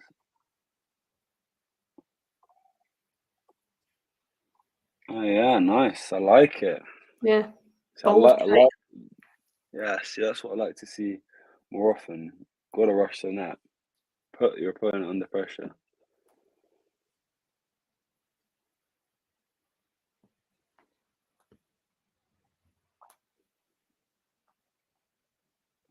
Yeah, I feel like it's theoretically plain sailing from here. You would think. You would. Well, O'Connell is still making Sinner work for it. He's now up to. Oh, sorry, he just missed that point, but he's got another game point to take it to 4-2. He's making Yannick work. Yeah. Which is commendable in itself, to be honest, at the moment. So, John, who is in your bracket for them on the men's side? I'm interested, and you, Kira, as well. Actually. Oh yeah. Did you do one of those before the tournament? Yeah. I did. Yeah. Yeah. Read it out to me. I'm intrigued for your quarterfinal. Semi-final picks or semi-finals. Yeah. Well, I've got Medvedev Sinner, like everyone in the world. Boring, but and then I've got Alcaraz de Minaur on the other side. Fair. Yeah, it's not. Who did de Minaur lose to? Jarry? No, he's still in it. Who did he lose? Oh, he's still in it. Yeah, I was gonna say. Yeah. He's playing Marijan later. So still alive. So still alive. All four of them still alive. Yeah, decent. And John, your semi-final picks, please. And what about your women? I was going to say, I'm just checking my women's. I think my women's is significantly less alive. Yeah, no, not doing well on the women's at all. You don't. Who have you got? So I've got Iga and Coco on one side. Surprise. Yeah, I know. I'm so unpredictable, just like you. And Rybakina against Zheng on the other. Yeah, great picks. Yeah, I mean, what as in? Yeah, sort of. Say you didn't have Sabalenka in there. Wow. No, I didn't actually. I don't know who I had her losing to. I think I had her losing to Putintseva. Yeah, I did think she'd get the better of her. But that's surprising. I mean, less surprising if it was after the news of what had happened. But I did mine before that news. I'm sure you did as well. So it's a big. You know what? I'm not sure whether I did do it before that news or after. Oh, did you not? Because I think I did it the night before on the app, and we might have just.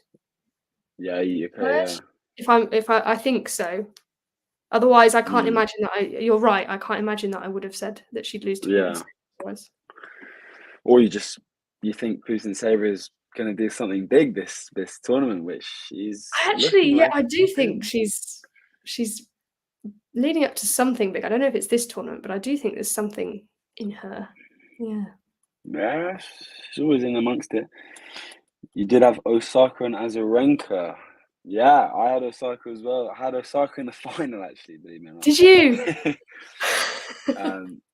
Yeah, I had Osaka, Rybakina, and then Rybakina to win. But so, what were your semi-finals? I had. Don't stop laughing. I had Linda, Osaka. Wait, let me just check. I'm pretty sure Linda, Osaka. Linda, Osaka, Rybakina, Sabalenka. Oh, okay. Those are my semis. That makes me feel a bit better. Yeah, not the worst, but yeah. So, Sinner had 40-15. Sorry, O'Connell had 40-15 in this game, and Sinner fought all the way back to break point, but O'Connell was pulled off pretty spectacular volley to save it and go back to deuce. Yeah, actually, similarly, Azarenka was looking quite comfortable in this service game. It's now at deuce, and she again comes to the net really successfully to put away a volley and give herself game point. Yeah, that's nice. It's nice to hear that she's coming to the net. I think against someone like Putintseva, who's just going to stay back, you want to take it to them. Absolutely. It feels like maybe that's something she could have spoken to her coach about in the break, possibly, because she seems to be doing it a lot more than she was before. It's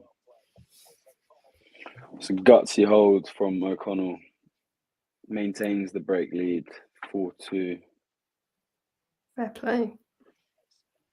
Good shout from John about Azarenka doing well in this tournament. I don't think I had Azarenka doing that well. Just partly because I thought she was on a bit of a run of worse form, but I suppose when it's Azarenka, she's always going to come back at some point. So yeah, precisely. Hello, Ashley. Welcome.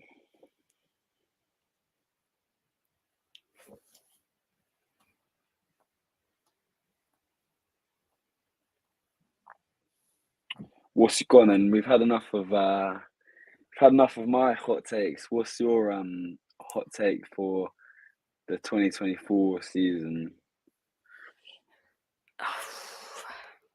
That's broad.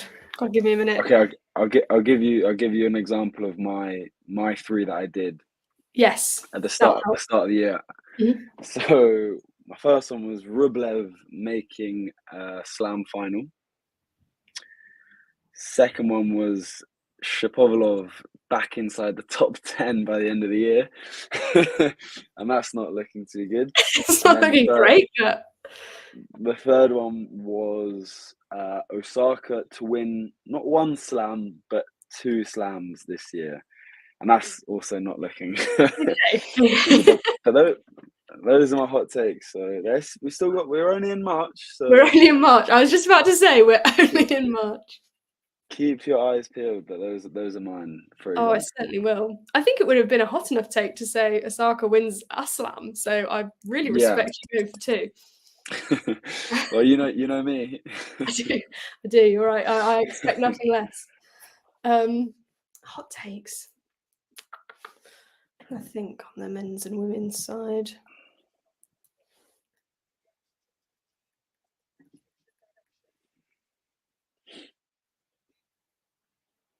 I think Demonor could make a slam final this year. Really? Yeah, I do. I think he's got something different in him this year. Yeah. I mean, he certainly has.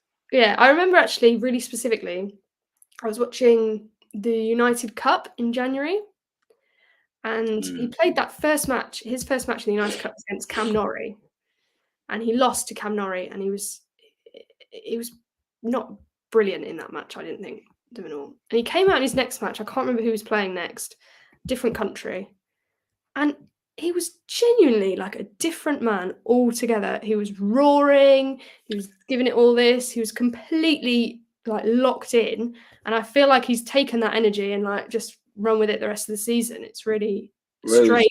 It was genuinely like 2 days difference. It was Djokovic. He beat Djokovic. Was it the Djokovic match straight after the Norrie match?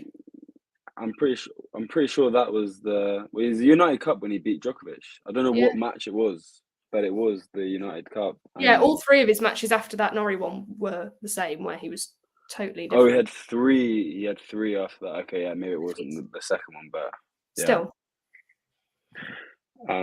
Yeah, that is a hot take. Definitely. There's one. Think of a couple more. I'll give you a few minutes. Okay. Thank you. Is there a part of England known for producing good players? Yeah, that would be Surrey. That's where.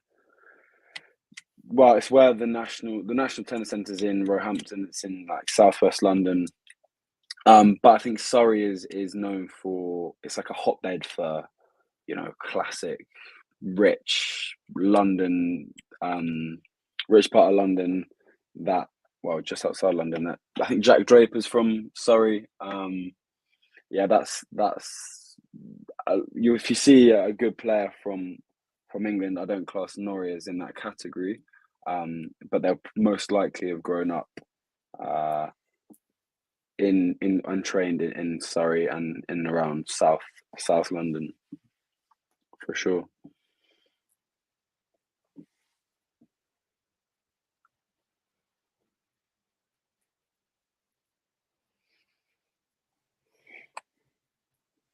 Okay, second hot take. Taking some time. She's back. I'm gonna go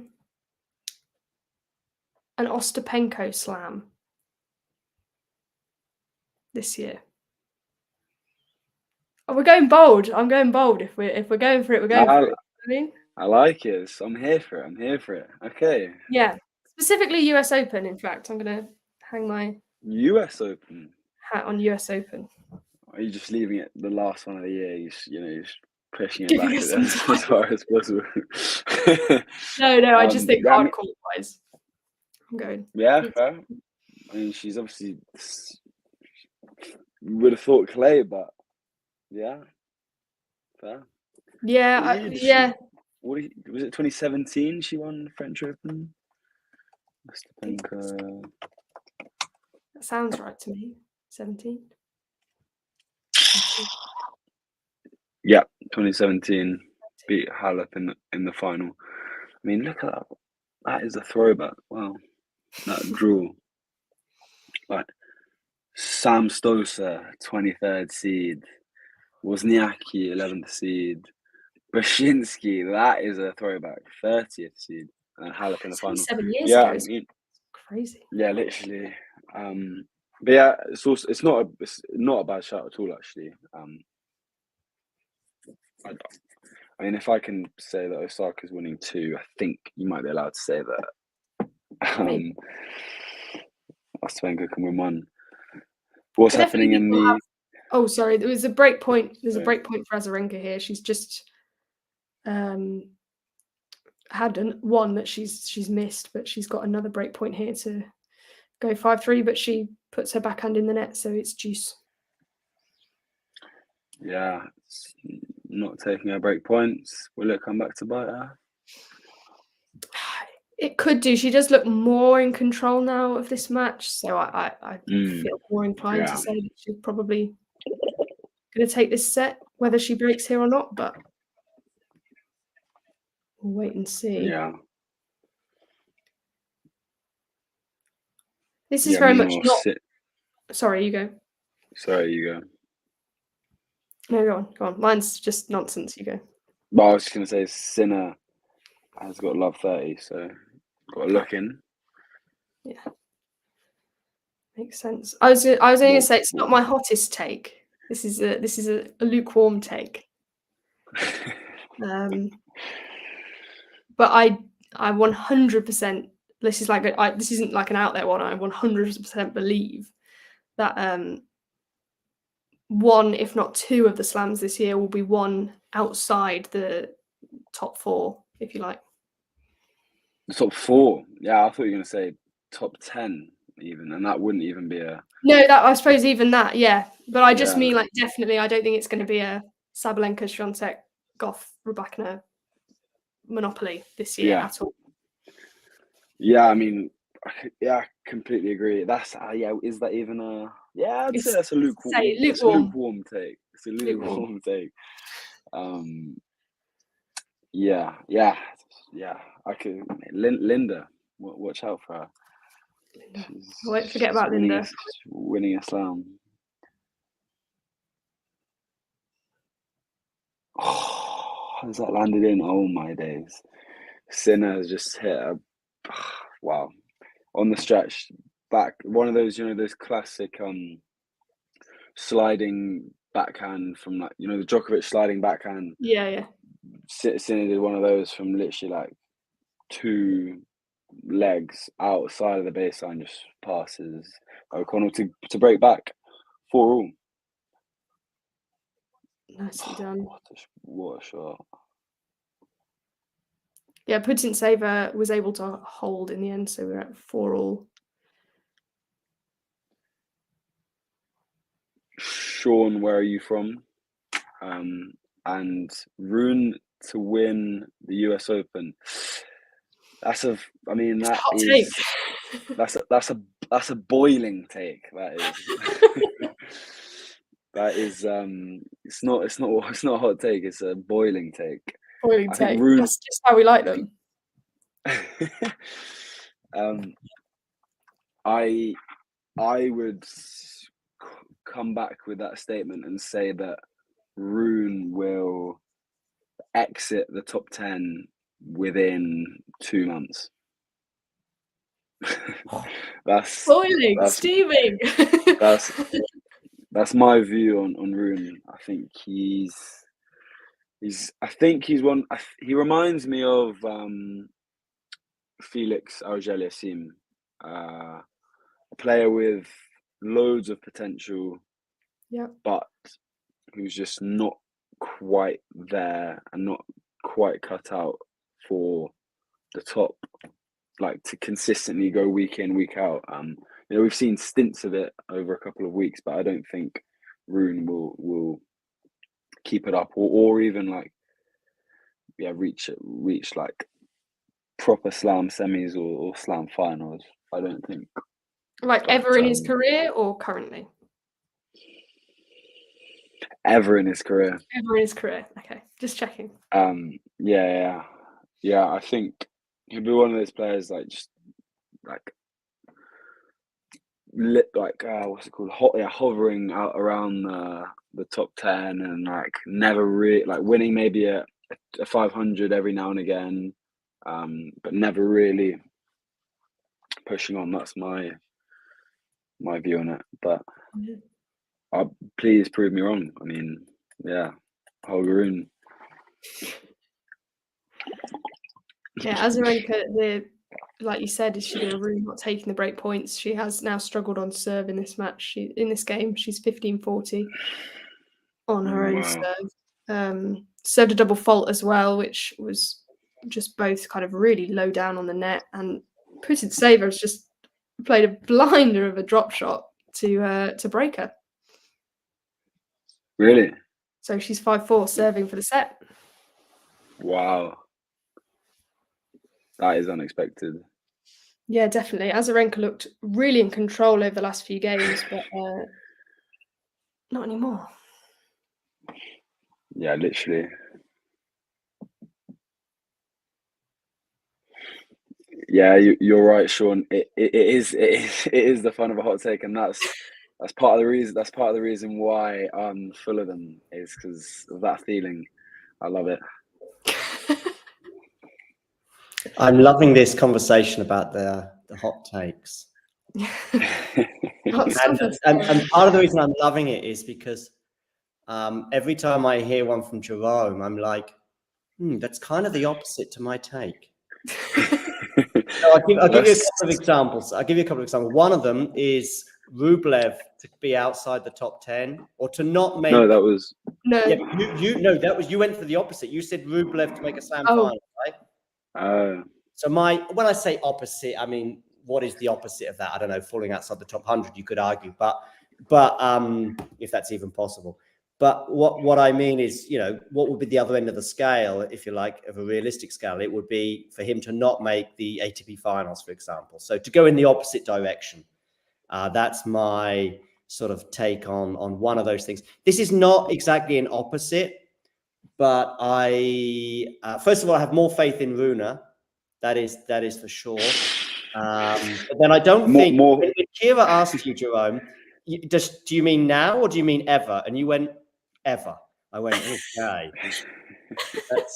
That's because I know where Kira, I would have probably asked exactly the same question. And the other take I have is that Iga's going to have her best grass court season, i.e. deepest at Wimbledon and maybe pick up a title before. Really? And she might well. Here's an absolute not outlandish, but something you really can't predict. She's going to end her Ostapenko hoodoo, and she might do it at SW19. Really? But that's ridiculous. I can't predict a draw, but there you go.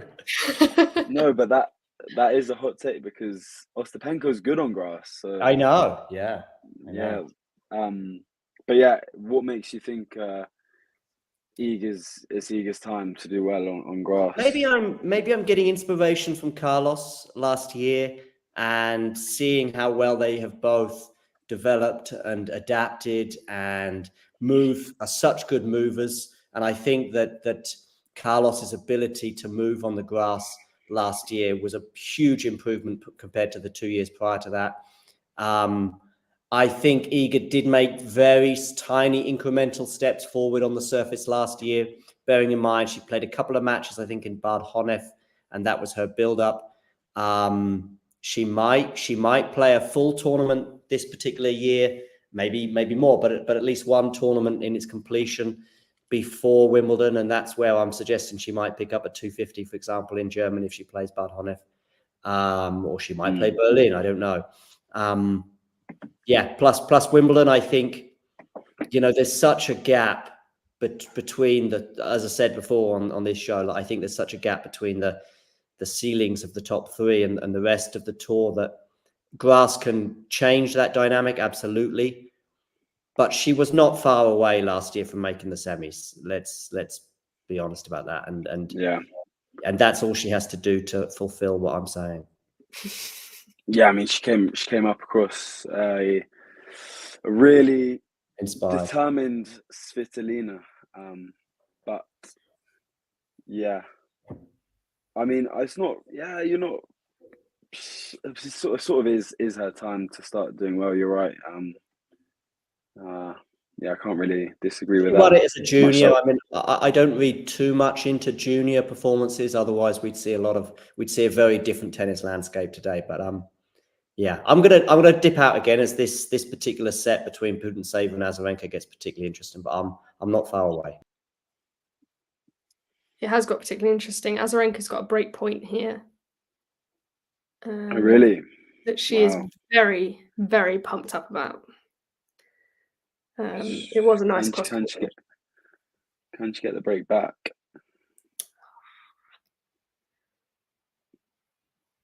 Not on that point, no. Back to Juice. Yeah, so Sinner is piling the pressure on now. So he's 5-4 up with the O'Connell serve, but puts a backhand into the net. 15 love.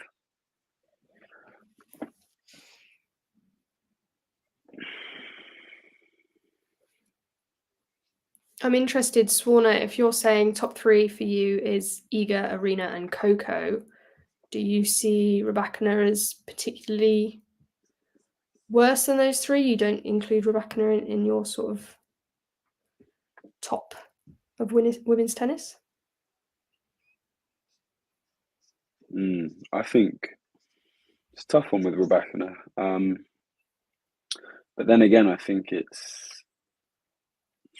she's definitely had a great start to this year. It's now whether she can start being consistent at slams, like Iga and like Sabalenka and Coco. I think that's the difference. Going into like deep second weeks at slams. Yeah. No, that's a really good point. And Swan has said, according to the rankings at least, which, yeah, absolutely, that makes sense. I was wondering if you were sort of saying that you didn't think Rybakina was up there, but I get you. Putintseva just had a set point, but her forehand goes long, and we're back to Juice. Pivotal moment. I might switch over, but I know I'm just going to be behind. So yeah, it is another set point again quite quickly. Azarenka dumps her return into the net, so might be over before you arrive. Yeah, that's all right. I mean,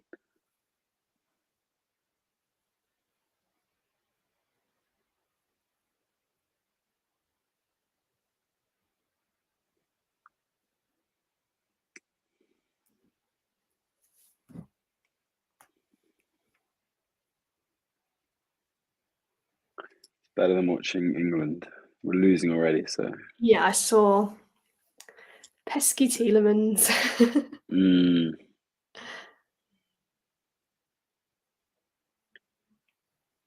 Lovely forehand winner from Azarenka. Back to Juice. Saved 2 set points so far. Was that an earring they were showing? What was that? Yeah, I think she went and said something to the umpire, and the umpire sort of just went, yeah, okay. And I think she probably just, maybe it broke or something, but she was taking it out and putting it away. Oh, now she's got a problem with her eye. Who? Azarenka? Azarenka? Oh, no, it's just, I think it's just something in her eye. It's gone. She's a drama queen. Ivan Toney sorted it out for you. Ah, yeah. Penalty from the spot as well. Wow. I'm very sorry you're missing it. No, don't worry. happy to be here. Of course. Although I might I might watch the second half. We'll see how things go. Of course. Really, really clever from Azarenka there to go back behind Putintseva with her backhand. Break point. Gets the break point. Wow. Yeah, Sinner's up to deuce. So now nearing the business ends with both of these sets.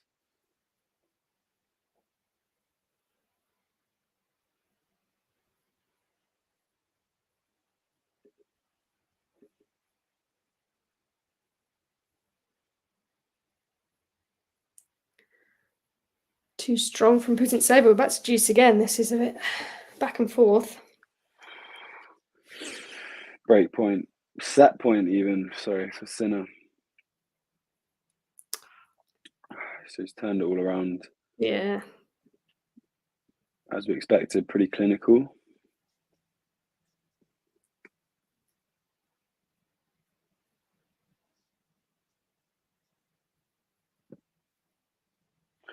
Did when you and Damien were on comms the other day, did he have any like interesting opinions on things that any hot takes or anything that you disagreed with? Or I remember him saying somebody was irrelevant, but I can't remember who it was. Because there was a time I remember he said something that we disagreed about. I can't remember what it was, but I was adamant, and I can't remember what it was. Yeah, Sinner takes the first set 6-4, gets the break. It was a good comeback from him then. Oh, that's so lucky. Azarenka there, down set point, gets the absolute meanest, cruelest net cord you could possibly imagine. It just bounces straight up and oh gosh, yeah, that really. Oh, I've just seen it. That's cruel. Oh, that is cruel. Wow. I like that kit actually. That the Azarenka was wearing. Yeah, is it one of the Nike ones? I'm liking it. I think that's what they just, with Nike tennis wear, they just got to go back to basics. Like all that paint, the paint like splatters and stuff. It suits certain players, but not a lot of tennis players. Although Alcaraz one, like at the minute, the pink one is really nice. I really do like that one. Yeah, he gets his own special ones now, doesn't he? Yeah. It's the first racket smash I've seen from Putintseva.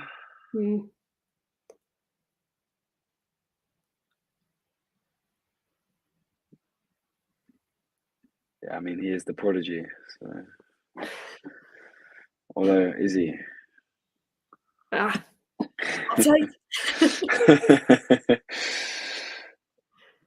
Yeah, I always think it's a bit weird that Sabalenka doesn't get her own special kit from Nike. I always think she's probably high ranked enough to get her own creds, but yeah, definitely.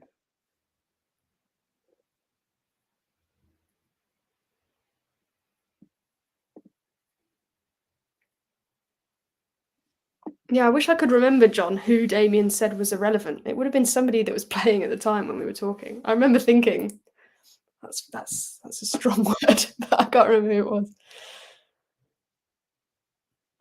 Rublev? I don't think so.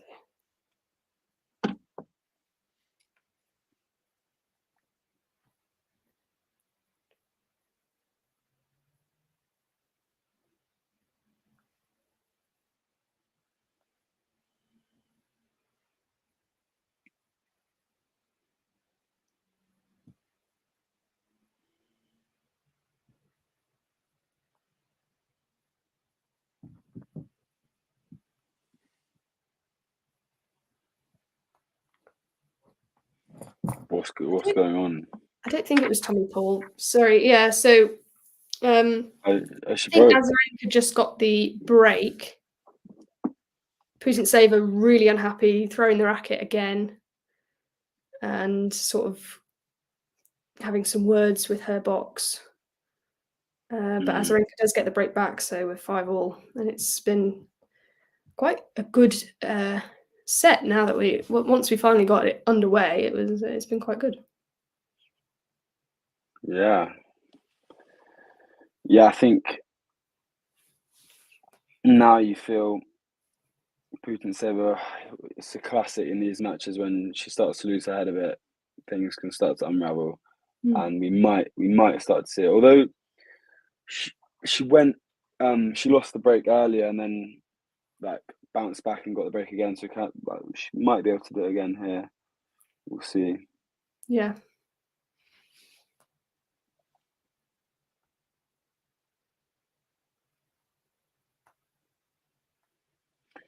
Yeah, Sean, I played tennis at uni actually, up in Leeds. Kira was telling me earlier that she played table tennis, but I don't think she still does. But no, but I did more so when I was at sort of secondary school or high school or whatever. Oh no, you said you were from London, Sean. Yeah, secondary school. I was thinking, sometimes I don't know who's on here, but yeah, not so. I haven't really played sport at uni, just because my uni's split between 2 towns, and all the sport happens in the town that I do not live in. That's so tough. It's a bit of an awkward one for me to get to, but I'm hoping next year, once I have a housemate who also wants to do tennis, which I will do, we're going to hopefully do some tennis. Yeah, you should definitely get back into it. What about you, Sean? What sports did you play if you're at uni or were at uni? What did you play?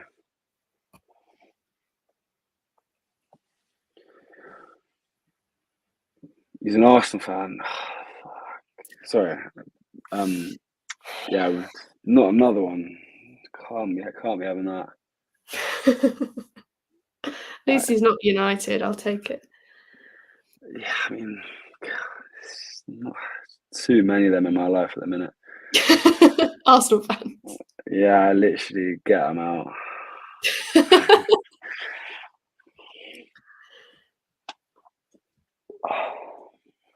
Azarenka playing a strong service game so far, by the way, 40-15 at the moment.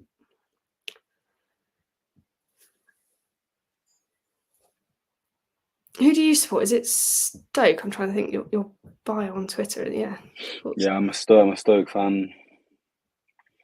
Which is unfortunate, but also very proud of it as well. Yeah.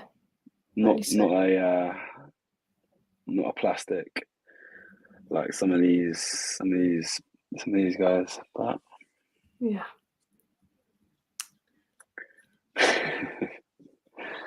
Less said about that, the better.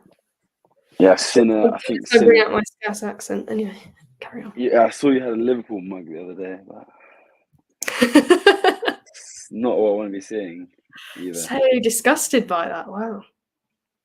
Yeah. Yeah, decent. I think those. Well, I don't know. For me, anyway, football and tennis are the main sports. But yeah, I was looking. We had this conversation the other day. It's like the most like watched sports or like the most played sport. I thought tennis would be up there, but it's actually not. Really? Which is surprising. Really surprising. Jared Bowen. God, come on. Love to see it. Fair play. Oh yeah. I mean, it doesn't mean anything. It's good to see. We do need to get a win though, otherwise confidence will be low. Definitely. Yeah, 2-1 just now. Bowen scored. Sinner could pull away with this. Yeah. I feel like he's now in the groove. Although, like, O'Connell is making him work for it, but Sinner is definitely now in the groove and should pull away. What about? Yeah, Azarenka has just she was 40-15, and then Putintseva got it to juice, so she did have to sort of up her game, but she came to the net and took a really high ball out of the air early. Lovely winner cross court to take it to 6-5. Azarenka. Oh, yeah. Bowen's outside. Yeah, I just saw that. Yeah. Deary me. Yeah.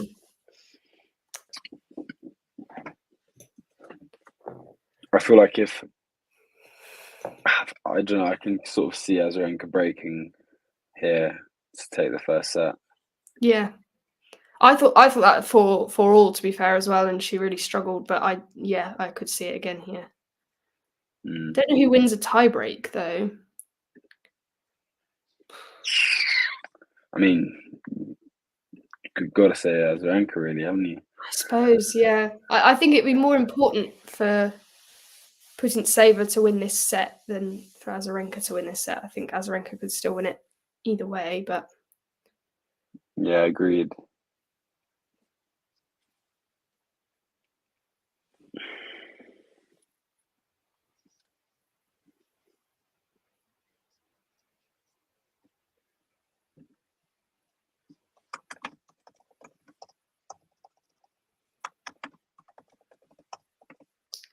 it's been a 73-minute set. I assume that's even without the break. It's been a very long. Has it been that long? Really? That's what it says, yeah. Yeah, I mean, yeah, that sounds right, actually.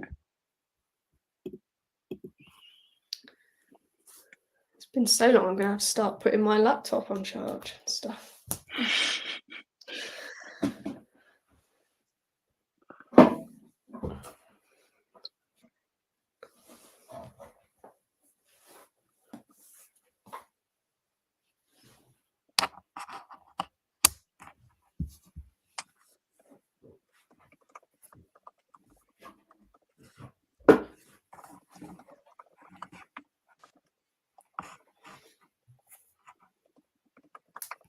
Sinner got break point.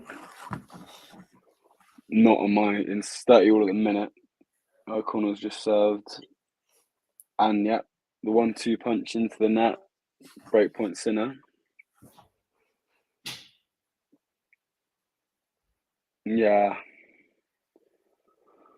That's just the difference, isn't it? If you can hang with these guys for a set. After that, it can get pretty tough and you start to see the gap in quality. That was like Kupfer with Medvedev earlier, sort of stayed with him all the way through that first set, and then 6-love in the second. It was total. Yeah, it's crazy. What? Because I saw the first set was close. I put it on, and then literally it was like 5-love in 20 minutes or something. It was so quick. Yeah.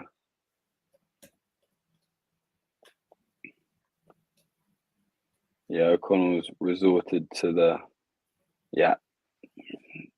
that's poor. He's resorted to the chop there and it hasn't paid off. 2-love Sinner. And looks like Azarenka's got a look in as well. Fighting hard, yeah. She definitely, I think she wants to break here. She doesn't want a tie break. She's putting her all into it. And Putintseva is looking a little bit not down, but she's doing a lot more sort of arguing with her coach, getting annoyed with herself. So mentality-wise, she might be struggling more. Yeah.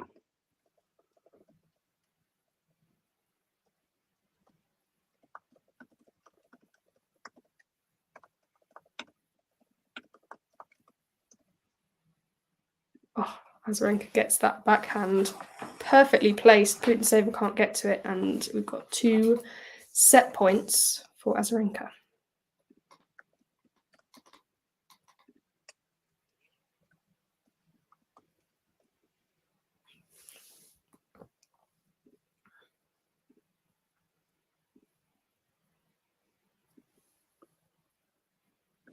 Something going on here.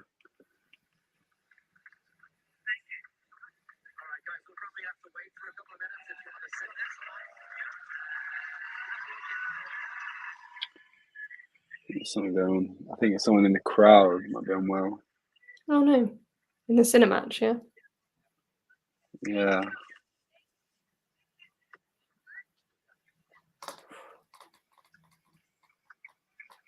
Putintseva saves the first set point in a sort of exchange of cross-court forehands. She just gets a much better angle on hers, and Azarenka can't get to it.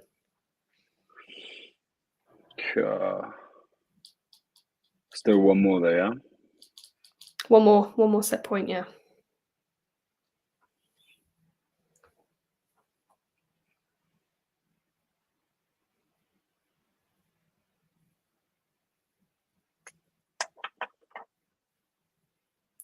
Little Connor Bradley's just scored for Northern Ireland. That is so cute. Love it. That's pretty big, to be fair. I know.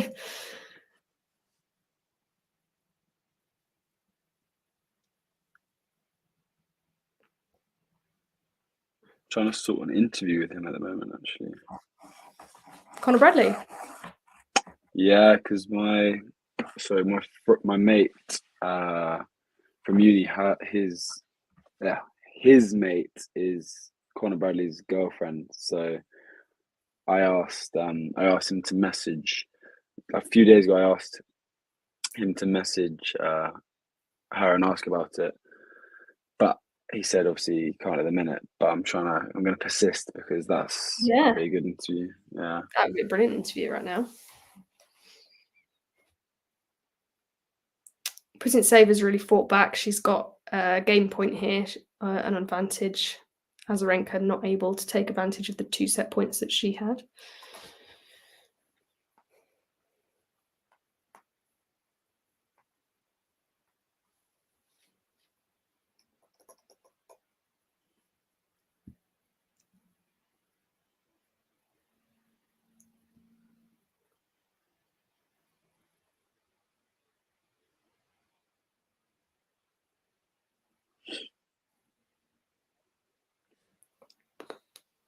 Again, exchanging cross-court forehands, but this time Azarenka gets the better angle and Putintseva nowhere near it, so we're back to deuce.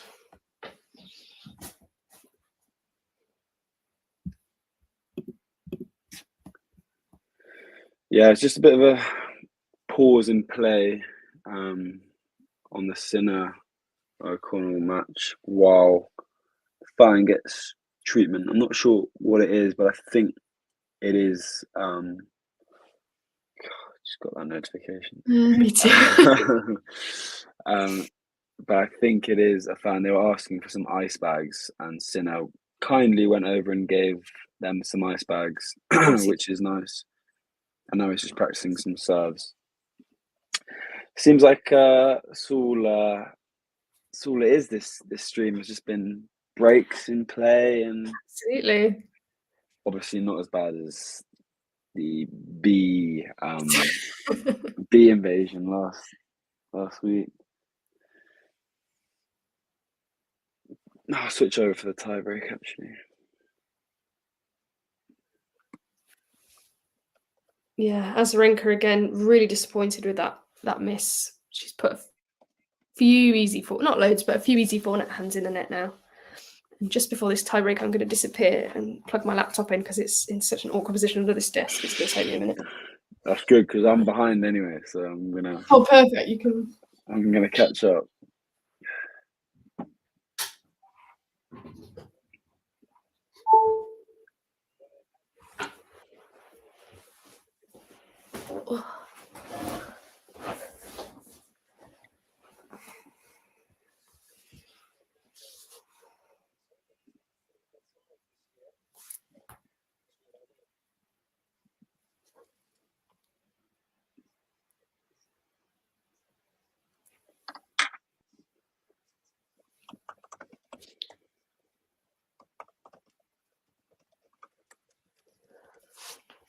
What are your prediction then? Immediate mini break there. Sorry. I was going to say what your prediction for this tie break, but you've already got a mini break. I've got a head start. I'll tell you, she's got an immediate mini break, so you can have the same info as me.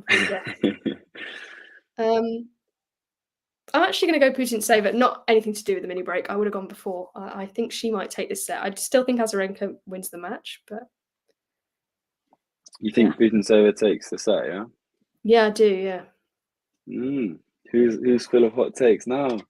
You're rubbing off on me. It's been a long enough stream that it's starting to infect me. Literally. Are you going Azarenka? Yeah, I think 7-4. Oh, okay. We're going scores. Yeah. 8-6. Putintseva. Wow. Okay.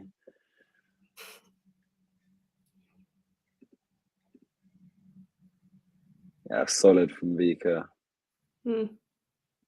Obviously, a bit behind, but no, it was good. I think it was one of the hardest shots in tennis. Dry volley. Tell you who has got a good dry volley. Aslan Karatsev. That's a shout. Where's he been? That's just a shout. Yeah, where's he been actually? If anyone knows, let me know. Yeah, I don't know. But has he been playing recently? I mean, I feel like I haven't seen him. Last time I saw him was his name early. But just in the early round. He's injured. Yeah, there you go.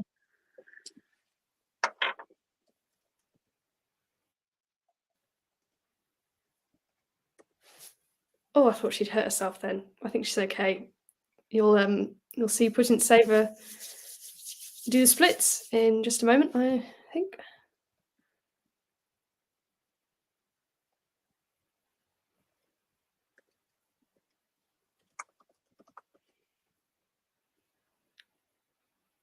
Ooh, bloody hell. Yeah. Yeah, that one made me wince.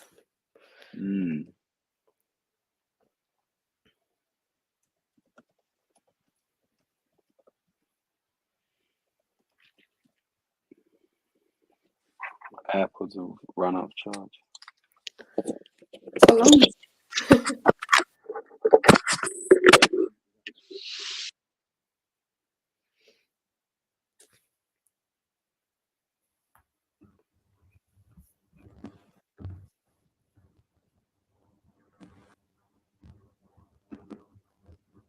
Hello? No. You can't.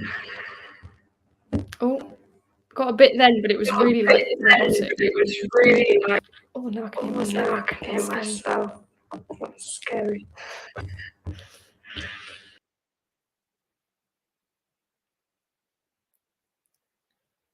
Few technical difficulties on Jerome's end. Azarenka playing well in this tie break. She gets another mini break against Putintseva to take it to 4-2.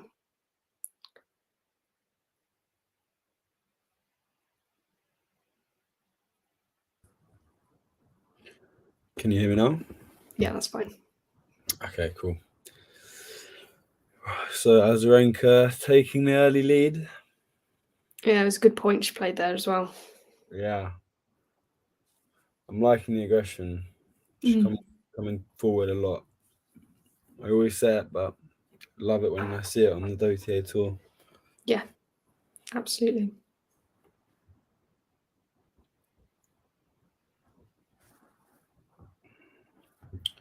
Check the cinema. Just getting back underway. Sinner 2-love up. Ah, okay.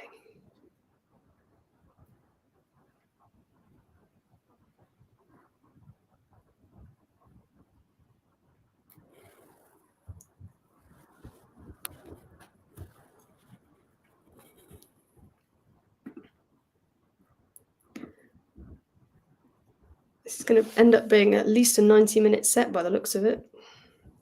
Yeah.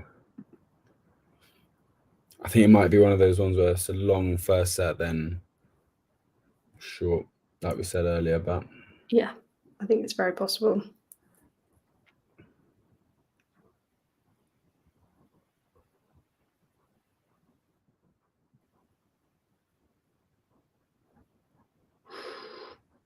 pushing it along.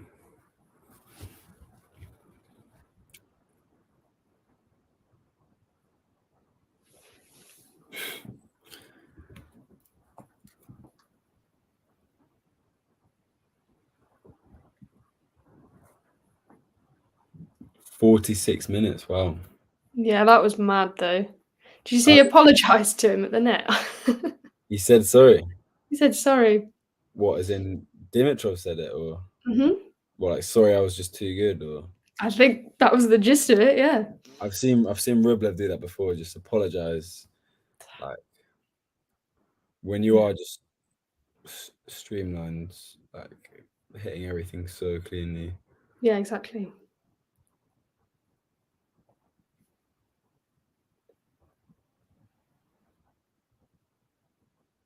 I was just looking at the serve stats for this because I sort of felt like Azarenka's not been brilliant on serve, and she is 59% first serve in to Putintseva 77.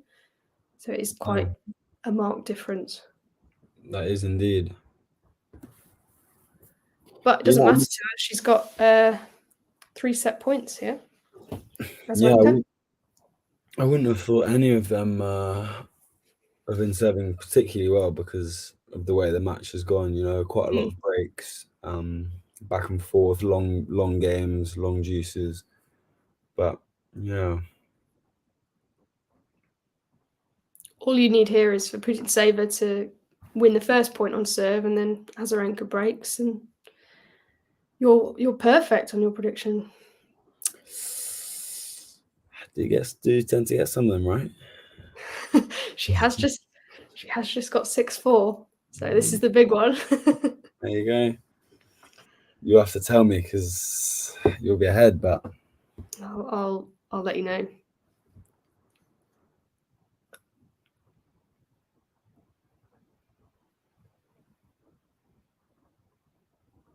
she hasn't been, like, I've been watching Sinner, but Putintseva looks like she's playing pretty well, to be fair.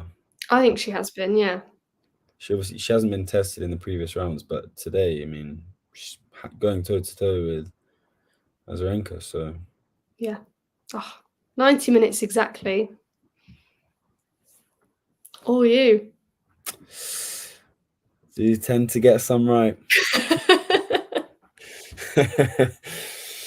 But yeah, that is solid from Vika.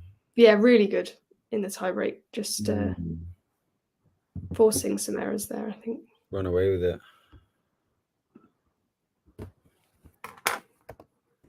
And like you say, now that Azarenka's won that first set, I do feel more confident that this second one will be quicker.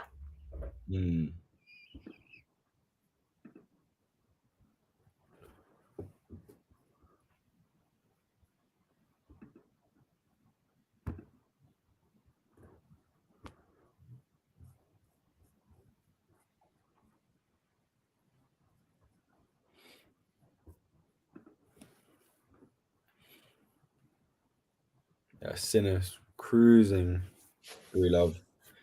I think that could be over pretty quickly. Carbon copy of Medvedev Kupfer. Wow. Yeah.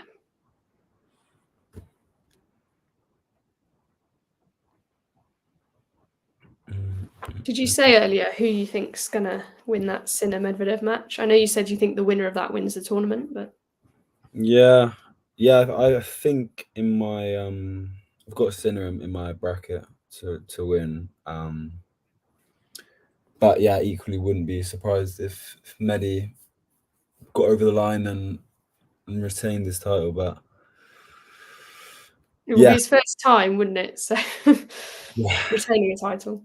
Yeah, I mean, he's literally got a horrible, well, not a horrible record in finals, but seems to be a bit cursed at the minute, but in finals. But yeah, I was watching, I was coming back to like back end of last year. I think it was the Beijing final. I just don't know why I've got it in my head, but I remember watching, it was Sinner Medvedev. And I just don't think, I think Medvedev is obviously quality player, but against someone like Sinner, he is just likely to sit back. And I think for someone like Medvedev, it works a lot of the time. But against Sinner, you've got to be aggressive, and you've got to come to the net, and you've got to sort of combat it somehow. And I think this season we've seen him come to the net a bit more. But I think that's the only way he's going to beat Sinner, if he can be aggressive and not be on the defensive the whole time. Yeah, he did that so well in those first 2 sets of the Australian Open final. That's why he was winning there, I think, was because he was being aggressive and coming to the net and doing things that you weren't expecting from Medvedev. So if he can learn a bit from that, then yeah. Nip to the loo.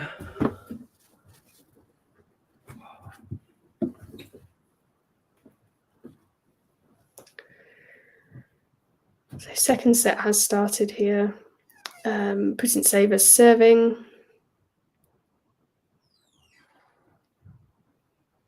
And currently 30 love up.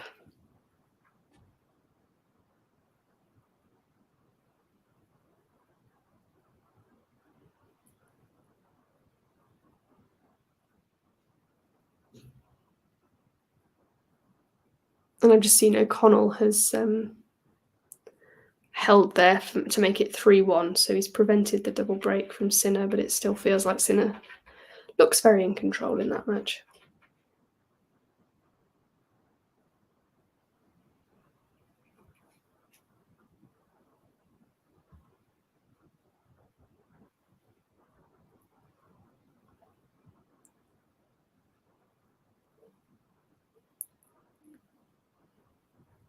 Second serve, Putintseva at 30-15.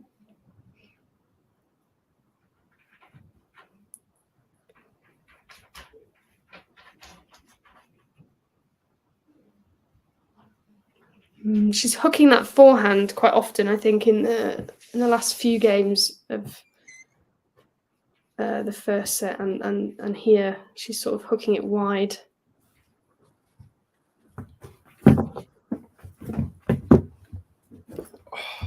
What's going on? 30 all on the first Putintseva service game. Sort of hooked a forehand wide on the last point. That was quite poor. Just seeing there is more British interest in the doubles. You've got Ram Salisbury. Might just tune in to that for a bit. Yeah, why not? Go for it. Keep me updated on the Azarenka match.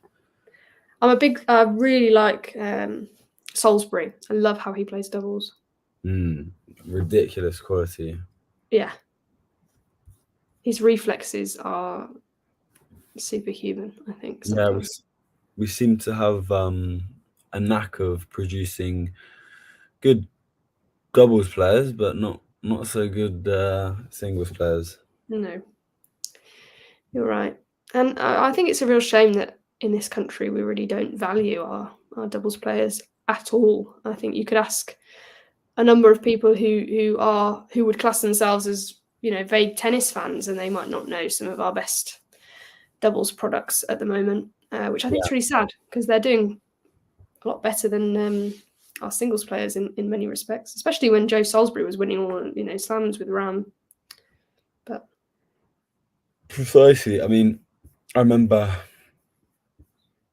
back in not last year, but the previous years, when we've won like big events, like Skupski, I think, won 2 mixed doubles back to back, and I remember like in the papers there was like a little thing on it. It wasn't like as made a massive thing, and which was surprising because like that is a big thing. Like talking about mixed doubles, that is I was thinking about this today. I was speaking about like how do we get more people into doubles, and mixed doubles is the key, I think, is marketing or like promoting that, because it is a USP that tennis has compared to other sports, like men and women playing together against other men and women. Like that's pretty exciting, pretty cool thing, I think. So yeah, absolutely. Maybe more of those. And even though it was a bit of a weird concept last week in the Indian Wells, that invitational thing, but maybe more of them like in Europe and elsewhere. Yeah, absolutely. I think mixed doubles is. I mean, I think tennis in general. Obviously, I'm biased, but I think tennis in general is such a great spectator sport. But I think doubles specifically is so great to watch, and mixed doubles with the sort of tactics that come into that.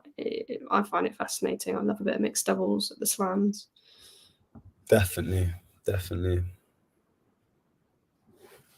I watched the. I was there for the women's semi-final day at Wimbledon last year. Oh, really? And that's also the day that they have the mixed doubles final afterwards on centre court. And that was brilliant. I loved that. There's a lot of people who didn't stay for it, which I thought was a real shame. Yeah, it was last year you're talking about? Yeah. Yeah, I was there. I watched it. Who was it? Pavic and who was he with? Who was he with? I know it was some. I know it as well. I don't know why. I think it was the Ukrainian, wasn't it? Was it Ludmila Kitchenok.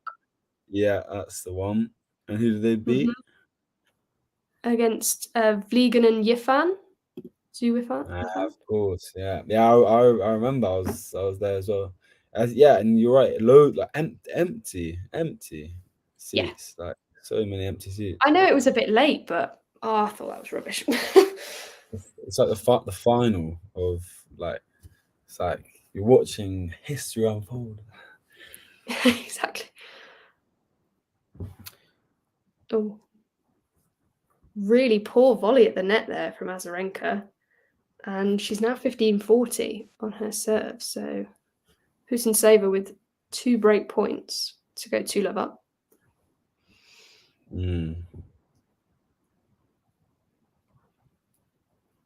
I saw the Tsitsipas tweet that John just put on the screen. I saw that earlier, and I have nothing to say about it. I have no words for the Tsitsipas tweet whatsoever. Put pizza in a put round pizza in a square box and eat it in triangles. There you go. I think isn't he like known for doing like these? Oh yeah. Yeah, I don't follow him, but oh yeah. You'd get some stuff like that on the regular if you did follow him. Makes you think, eh? Can't deny that, yeah.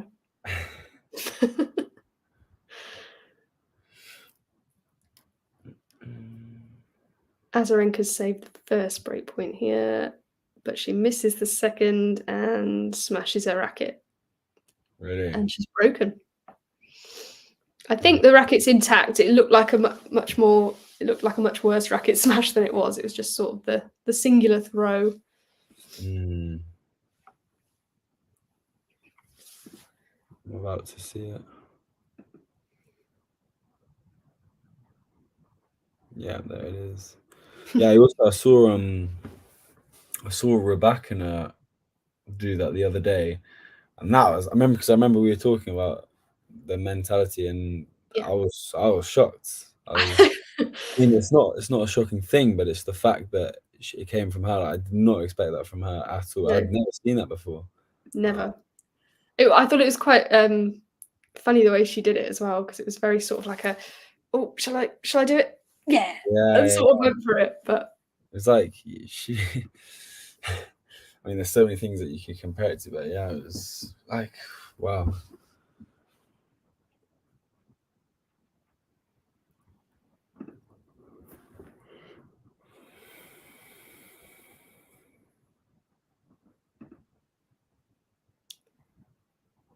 Yeah, Putintseva has really started this second set a lot stronger than I probably would have predicted. Fair play. She's bounced back from that tiebreak really quickly, actually.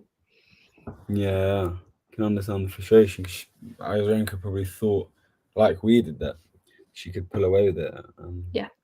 She's been made to work for it.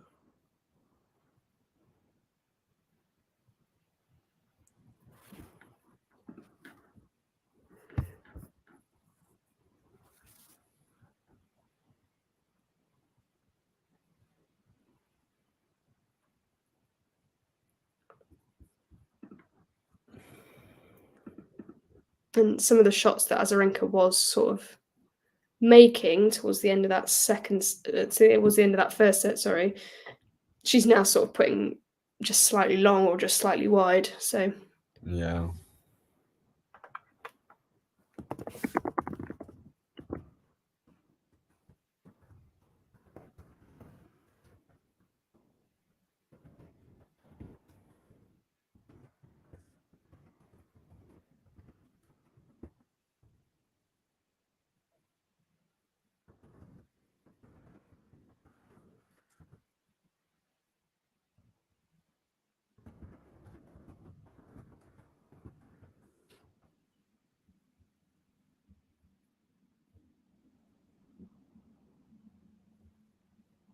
she made that one though, right on the baseline for 40-30. It's a long rally as well. Yeah. Cool. I mean, I'm a bit behind, but she's been having to make some massive balls. Like Putintseva is getting to everything here. Yeah. Definitely. And that's the advantage that she's able to slide. I think not many, but the top WTA players like can slide, but other than that, it's a big advantage if you can slide. Yeah, absolutely. Hard. That's a good point.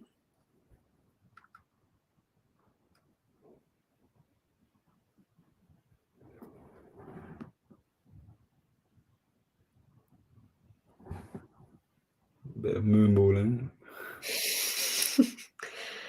We love it. We love it. Yeah, I can imagine you're a bit of a moonballer.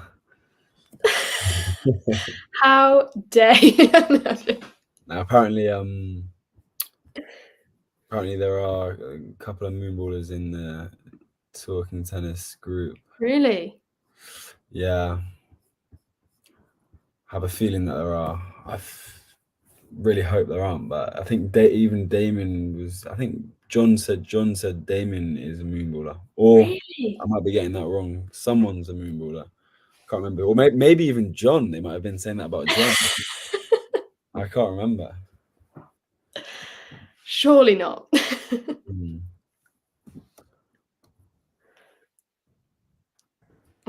John has put an end to that rumor immediately.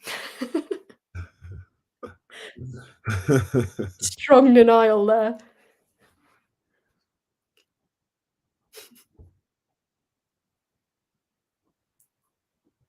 That's too good from Putintseva on break point. Yeah, please do, John, and I'll try and get some this weekend actually, and I'll forward them on to you, and you can confirm that I'm neither nor a moonballer. Yeah, I think you definitely need to prove it. I'm a bit of a serve and volleyer though. I will admit that. I think that's a lesser sin. Yeah. Nah, I've got baseline game as well, but I wouldn't say I'm a serve and volleyer, but I'm very comfortable coming into that, and I'd say I do like to throw in at least 2 serve and volleys per game. So that's what I'd say. Really lovely overhead from Azarenka there. I don't know if you've seen it yet. Just saw it. Wow. That is lovely. That touch. Pretty nice. They're so hard to do those shots as well. But you see it come off like more often than not on tour, which is like surprising.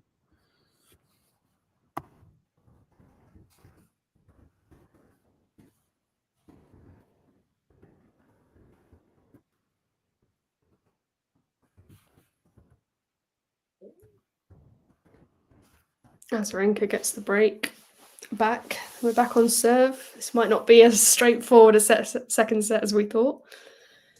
Yeah. It's a big return.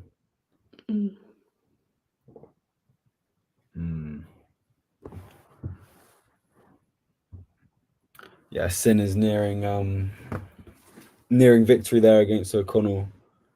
It's 5-2 up. Makes sense. I see Salisbury and Ram have just lost the first set though. Have they? 6-3. Oh wow! See, I think I left when it was 3-3, and then suddenly that happens. That'll be it then. Yeah, there you go.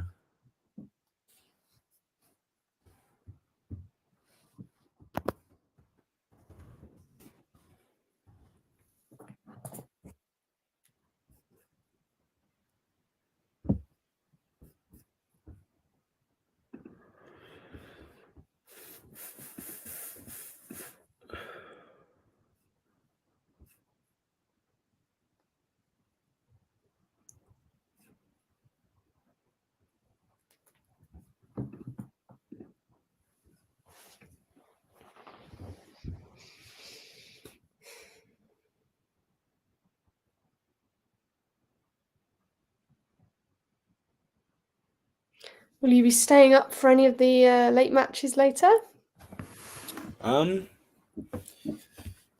What time is Alcaraz Musetti? Is that the suit? That's the next one on, isn't it? Yeah. Let's have a look.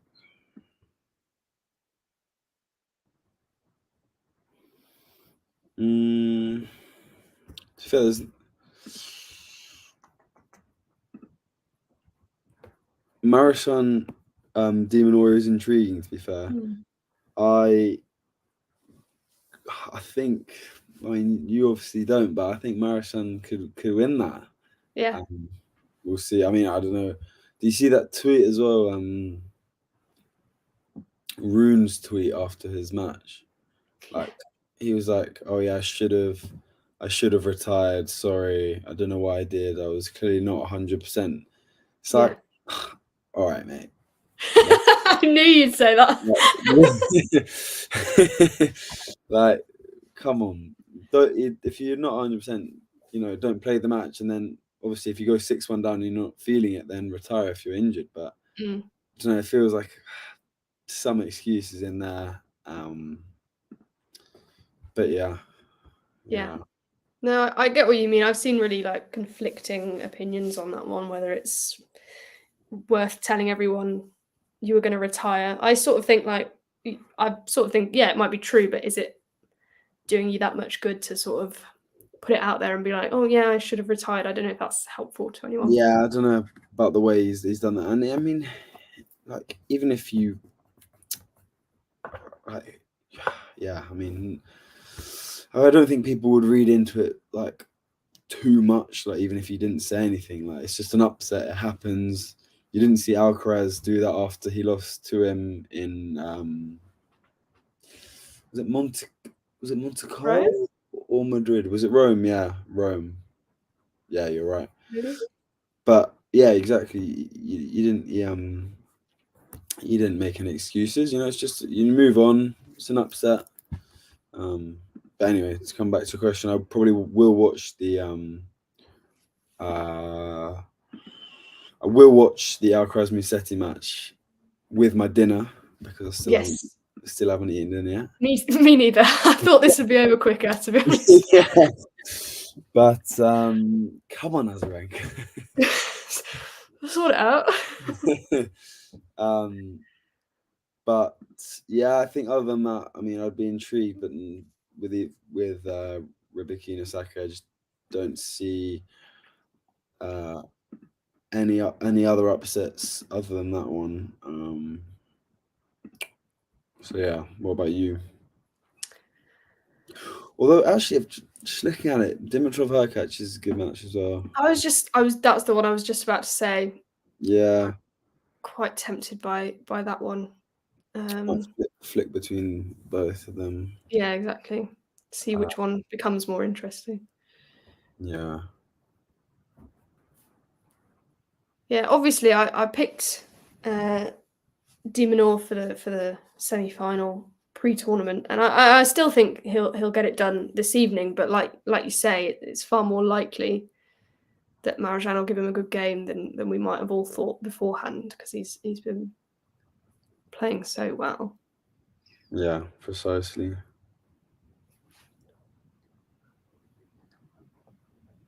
30 all on Azarenka's serve here again, so she's really struggling to hold at the moment, and that's even worse. Yeah, puts a really easy forehand into the net and break point down.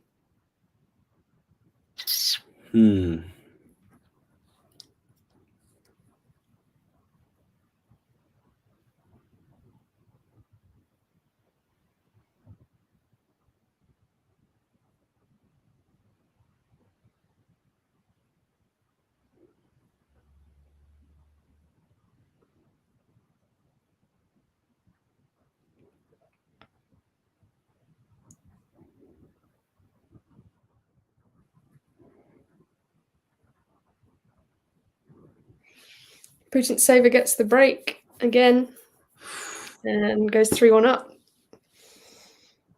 I'm still a bit behind. Yeah, she does well for it, to be fair. She's gets good length. Yeah, it's good depth. Yeah, pretty solid around there. Back and forth, just like the first set. Yeah. What was the other match that we did as well that was like basically the same? Yeah, it was exactly the same, wasn't it? It was Potapova was one of them. Kostic, that's it. Yeah. Yeah. What happened in that one? It was like a really close first set, went back and forth, and then the second set Kostic just was blew away. Yeah, completely. Yeah. Not the same. It wasn't high quality, was it? I think. No, this one this got good quality, I think. Yeah, this is a bit different to that one. Yeah, the rallies. And it was the other way around. It was Kostic bageled her in the first set, and then the second was like back and forth. Oh yeah, yes. But this one is both of them back and forth.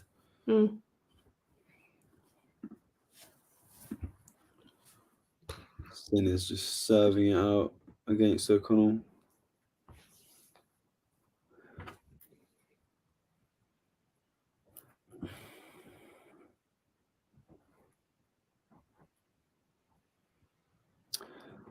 Just looking at those service stats, Sinner's won 17 out of 18 points on serve. Pretty ridiculous. That's quite something.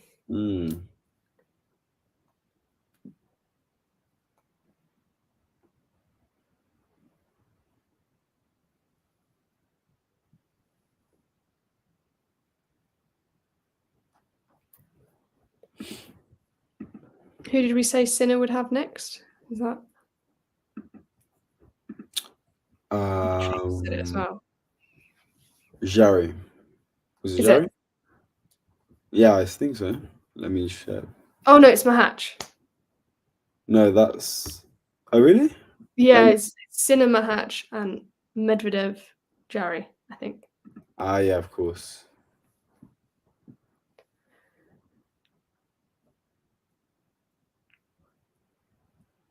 Yeah, you're right.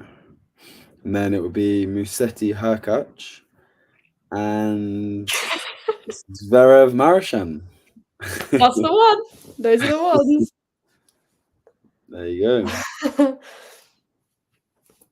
I'm going to put a little outside thing in for Khachanov against Zverev. Really? Yeah, I sort of think he could do something there. It depends which Khachanov shows up, but some of the Khachanov performances I've watched in the last month or so, probably more so in the Golden Swing than in Indian Wells and Miami, he's been really, really on it. So yeah, Khachanov is a tough one. Like you feel like he has got again the potential to be like solid top 10 player, but yeah, inconsistencies, that's what's stopping him. Yeah. A couple of match points for Sinner. And Putintseva holds for 4-1 in the second set.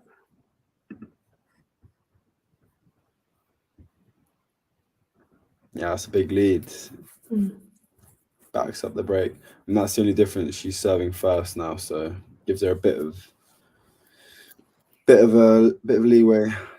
Yeah, and that scoreboard pressure I always think is quite important when you go. It's just different 4-1 up to 3-2. I know it's obviously different, but it feels different in terms of how far behind you are.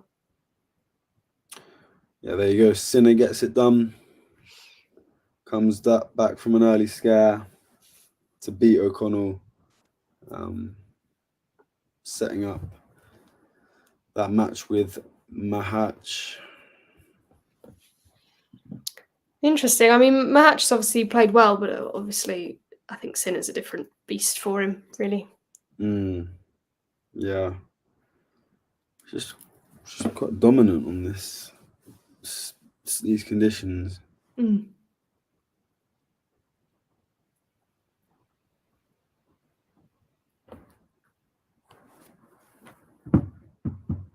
Well, I can forget about watching that Dimitrov-Hurkacz match because it will be on any minute. There you go. Well, if you want to switch over, I'm happy to take the reins on Azarenka. No, don't worry. It's all good. Let me know. But I will let you know if I change my mind. Yeah, because if we're both on the same one, I'm just living in like 5 years behind you. So I was on with Isabel. It might have been even yesterday. I've really lost track of the days, but at some point the last few days. And her stream was like a game and a half behind really? the other two of us. That was really a game and a half. Yeah. Wow. Yeah. I mean, at that point, surely just time to pack it in. Suck it off. Yeah.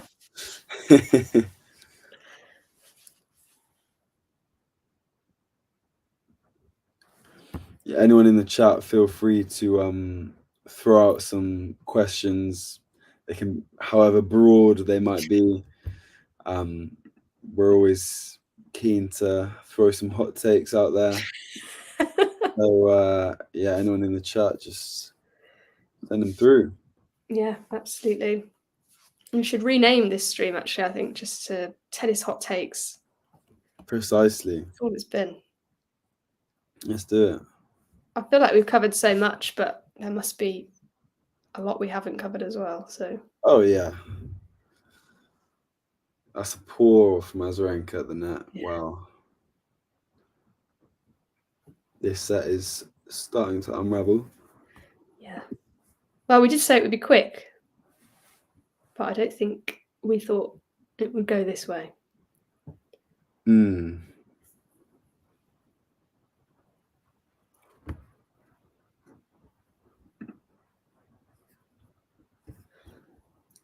Another poor forehand from Azarenka. 3 break points for Putintseva to get the double break. Yeah, she's already got ahead in set 3. I think she's, to a point, she's up to her game, but I do feel like Azarenka's started making errors now.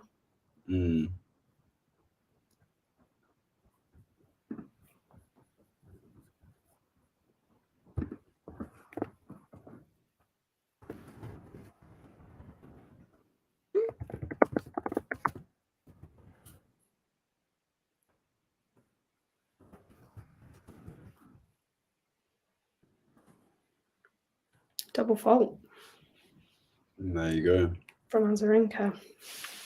So Putintseva gets the chance to serve out this set and take us to the third. Yeah. How do you see a third set unfolding? I mean, it's hard. I feel like I've watched a lot of matches recently where the second set is so strong for one player and they've got all the momentum, and you sort of think, oh well, they're going to take this into the third, and it seems to completely switch again. I've seen so many matches, especially on the women's side recently, that have been like that. So I think I would still back Azarenka to regroup and come back stronger in the third set. How about you? Yeah, I would probably agree, but to be honest, I wouldn't be surprised if Putintseva can keep this kind of form up. Yeah. If she stays in it, she was probably unlucky not to get over the line in the first set. And and obviously she's kind of really zoned in now in this second set. So yeah, I mean, Azarenka hasn't got many answers. If she can limit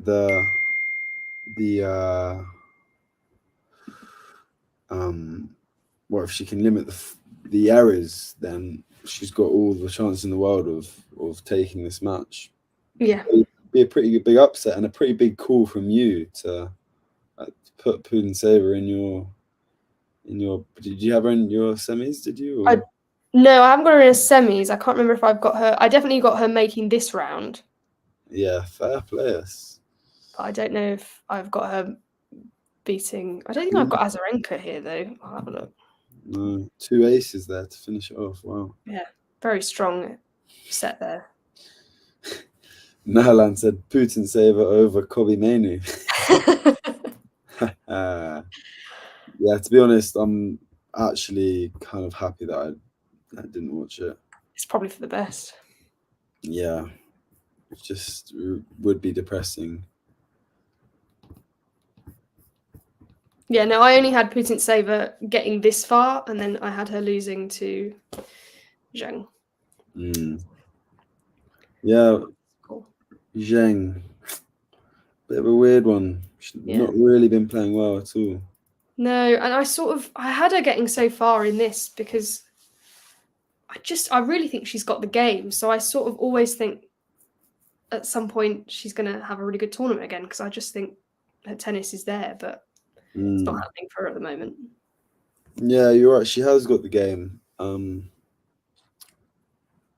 I remember in the Australian Open, it was like I looked at the stats going into the final, and she had hit the most aces in the tournament, but also like by far the most double faults, and like and it was just like, is that an effective like way of playing? It's obviously good if you can find that first serve, but yeah, I mean, on a good run like that, it was probably good, but can she do it consistently on tour? Yeah. Not too sure. No, you're right. Yeah, I saw a lot of people after that run in the Australian Open say, you know, well, Zheng had the easiest run ever to a slam final. She didn't have to play anyone that was that tough, etc., etc. I think that's slightly unfair. I do think she played some really good tennis in that run. I think it's just that she hasn't really backed it up since. But I would say that she had a really good slam tournament. Yeah, definitely.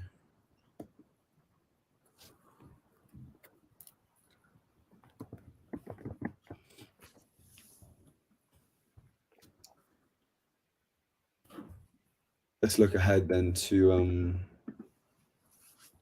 clay season. Any picks for the clay season? I do think, like you say, Ostapenko's good on clay, and I think if she can find some of the form that she had at the start of this year, she could be quite formidable on clay. Yeah.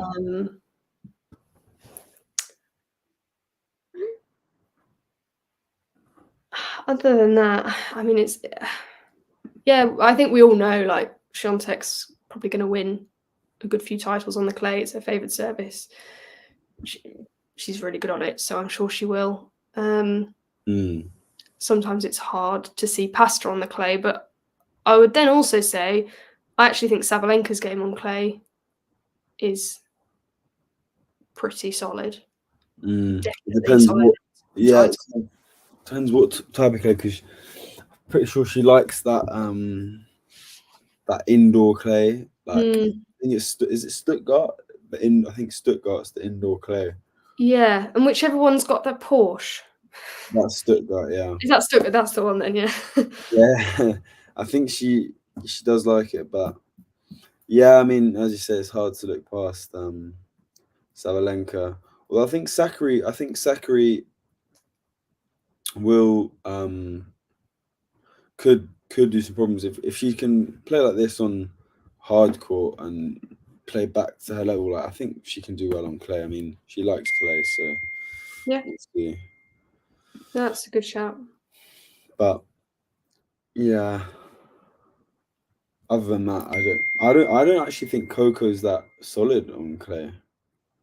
No, I would agree there. I don't really think Coco will necessarily. I don't think she'll be like terrible. I'm sure she'll get a good way through tournaments and stuff. But in terms of clay titles, I'm not sure. Yeah. I think Rybakina can do something on clay though. Again, like it's a lot up in the air with Rybakina because of the sort of consistency and whether she'll bring her level. But I think if she does bring her level, I think she can do something on clay. Yeah. She's not like the best mover, but yeah, I think she could as well. Nerlan, can you speak with an American accent for like a minute or so? I'd probably feel a bit sick if I did, so I'll probably wouldn't do that. And also, American is so broad. Do you want Texas? Do you want New York? I mean, come on. So she can do a couple. Fair play. I can do none of those, just to be really clear. But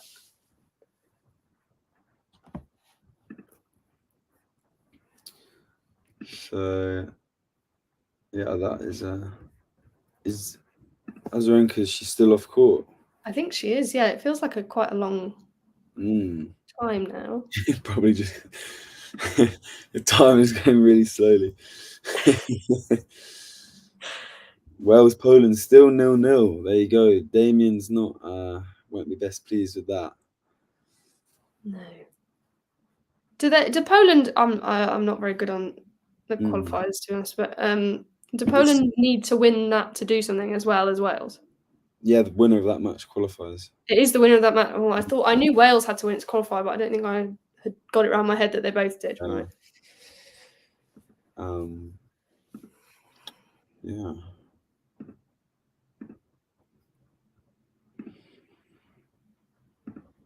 What do you think about Zverev's chances of winning a slam in his career?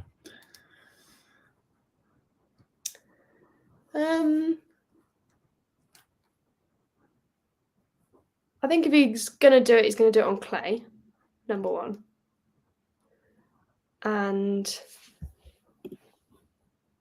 even though he was a few points away from winning the US Open. Yeah, he was, but that was such a weird such a weird US Open. Asterix. Yeah. So I sort of think if he's going to do it, he's going to do it on clay. And then do I think he's a better clay player than the clay players that we have currently? Not particularly. I suppose he could. I'm going to go no as my answer. There you go. You don't have to lean in the hot takes with me, but no, I don't think that's necessarily a hot take to say that he would though. I think it's reasonable. He's won big titles. He's won the ATP finals twice. He almost won the US Open. Like if it wasn't for that match against Rafa when he got injured, he probably wins that, and he probably goes on to maybe win that French Open. So do you think he would have beaten Casper Ruud? Yeah, the way he was playing against Rafa, I think he would have. Yeah, and that's why it's actually, even though as much as people might hate him, and I know a lot of people do, and yeah, I actually did used to hate him, but actually he's grown on me in the last couple of years, and that injury made me feel actually quite bad for him because he would have gone on to do like bigger things, and it's hindered him a bit. And it is good to see him back doing well. So I think he can personally. I don't think, even though Sinner and Alcaraz will be very dominant in years to come, I don't think that closes the door on all the other players completely. I think there will be upsets along the way. Yeah, agreed. I think I just see Zverev as like just past that I think I see him as someone who's missed his opportunity, and I think you're right completely. There will be plenty of opportunities for players outside that Carlos Sinner sort of rivalry, absolutely. But I think I see it more as he's sort of missed that slot now, a bit like Tsitsipas for me. Yes, exactly the same, really, isn't it? Yes, that generation, that middle generation that have kind of like almost skipped a generation. It's gone from the big three to Carlos and Yannick in without those guys getting a sniff in, really. Yeah. So at the moment, the match is 1-all. Just started the third set. Azarenka to serve after throwing away the second set, really, but Putintseva switching it on, forcing her to play. And it looks like she's got a bit of a look in here as well, to start the third set. Yeah, I was just watching. It's quite a long point there at love 15. And again, that felt like an unforced error from Azarenka, backhand into the net to make it love 30. Yeah, I mean, midway through that point, she had an easy forehand down the line with there's so much space, and she went straight to her. All the way to the other side, straight to her, yeah. She's got a number at the moment, Putintseva. Wow. Yeah. Yeah, it seems like she needs to.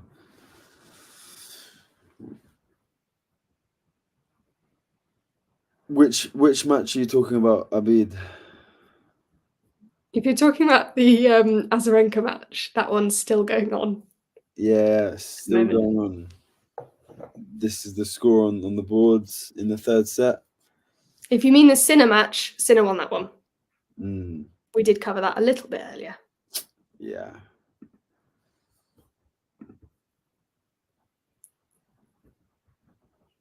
Azarenka just did a brilliant ace to sort of looked a bit pumped up by that, but then Putintseva straight away. Yeah. Just ripping that forehand for 2 break points.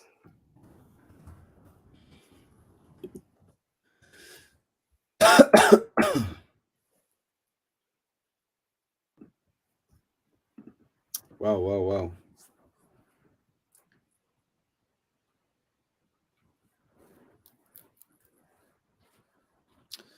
Punishing play from the Kazakh. Yeah.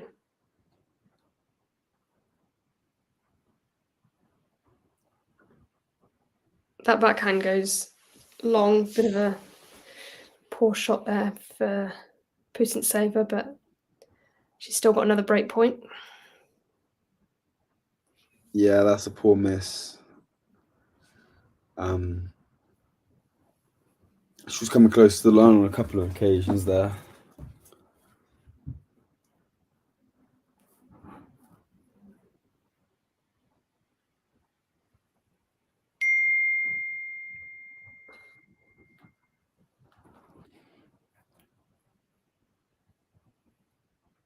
Incredible placement there from Azarenka. I don't know if you're there yet, but when you get there.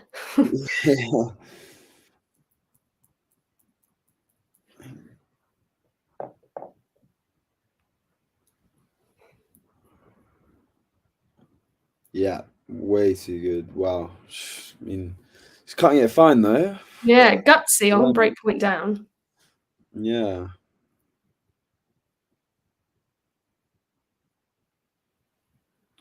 Dimitrov Hurkacz warming up. I suppose I don't need to ask you who you think will win that. That's Hurkacz for you. Yeah, I am going with Hurkacz. I really like this kind of like resurgence from Dimitrov, like out of nowhere. He's just kind of suddenly finding pretty amazing tennis. But all good things come to an end. And in this tournament, I think the end is coming up against Hurkacz in the 4th round. That's the end. But yeah, I love Grigor. Yeah, I love Hoovy. So I know. Yeah, I think they're both pretty likable players on the tour. What do you think? Do you think Dimitrov got a bit of a chance there, or? No, I would go Hurkacz for the win. Maybe in 3 tie breaks rather than 2.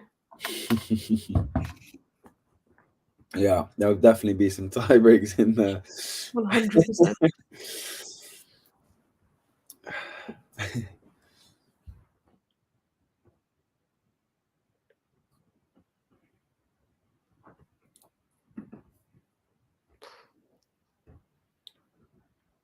Azarenka did have a game point there, but a good play from Putintseva back to deuce. Yeah, that's well played, to be fair, to stay in that point.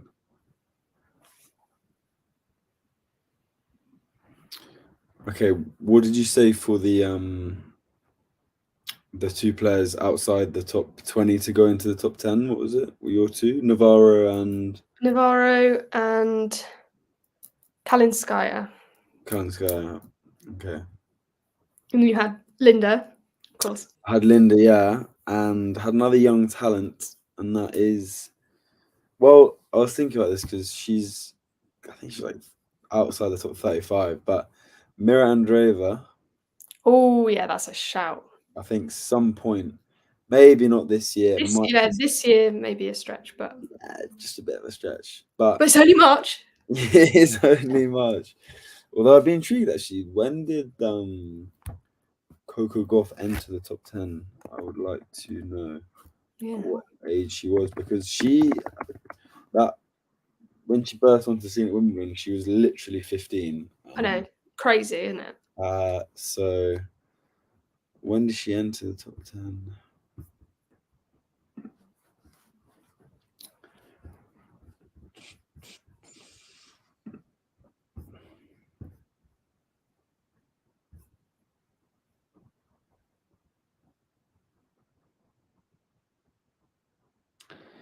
(2022). So yeah, when she was 18 or 17. Yeah, wow, 18. I mean, so yeah, I mean, even still, Andreeva's got a couple more years, but it's good signs. Yeah, I think she's one that, regardless of when it happens, I definitely think she's top 10 at some point. Yeah, exactly.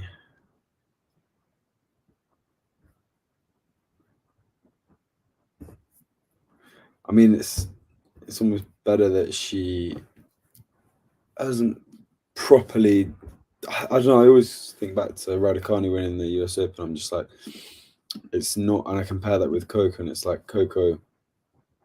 It was a long time in the process, Coco winning a slam, and it took a long time, and she'd been around. She learned how to mature. I think Raducanu winning so early, just like kind of a meteoric rise, was not so beneficial. But this year, she's actually, I think she's much more mature in the way she's come back and more composed, and I think she's ready to push on. Hopefully, fingers crossed. Yeah, no, I totally agree. I think it's been a really difficult few years for her, and whether she'd had that rise or not, there's no telling whether she would have had the same. You know, she may well have had the same injury issues that she's had, but obviously having all those injury issues under the huge spotlight that Raducanu now kind of drags around with her, I think has been probably a very difficult experience for her. I often compare her actually to Leylah Fernandez, who obviously was on the other side of that final. And I would argue that since then, obviously, Leylah Fernandez has had a much more successful career. Yeah, she's not, winning loads of titles, but she's consistently top 50. A lot of the time she's seeded in the top 32. I think, she's done really well since that 2021 final in a sort of gradual rise. And that's sort of where Raducanu needs to get to now. Yeah, definitely. It's a good point, actually. It's almost like Luke Littler in the darts. Where do we think he goes from here? Does he continue? I mean, it's a very different sport, but Yeah.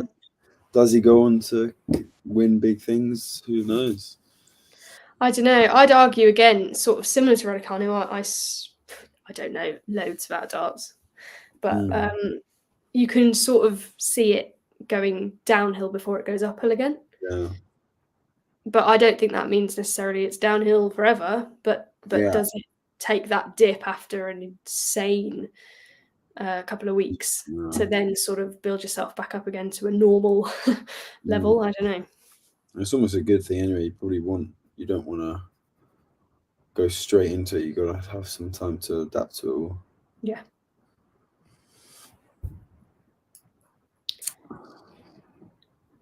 One game all in this third set. Azarenka not putting up much of a fight against Putintseva's serve in that particular game.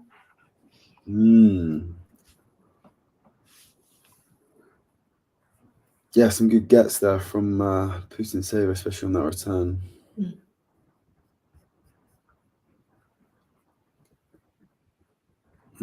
Humphrey just pulled out of Houston. There you go. Maybe he was injured. That would make sense. It was a really crazy 46-minute match. Did he write a tweet, though, like a certain top 10 player? Make any excuses? Probably not. There you go. Those hot takes just keep coming. I didn't get a chance to say earlier, though, but I am with you on Holger Rune. Not maybe necessarily on he'll never win a slam in his career, but I actually, funnily enough, similar to what we've just been talking about with the Raducanu and everything, I sort of think his career might be a bit of a downhill trajectory at the moment, and he might need to do something to turn that around, but I don't know how long it's going to take him to you're change. right. I think he definitely will go a bit downhill now, depending on whether or not he comes back from that. Who knows? But in terms of winning a slam, he could like, he could get a lucky draw and like things may fall into place. That definitely could happen, but I just can't see him. Has he ever beaten Sinner or Alcaraz? I don't know. I would like to know their head-to-head, but I can picture him beating Alcaraz. Yeah, but when did they? Oh no, that was when he pulled out in Paris. Actually, so no. Apart from pull out, I don't think. Yeah, What, retired during the match or? Yeah. Okay. Well, yeah. Yeah, that's his only win against Carlos. Is when Carlos retired. What about Sinner?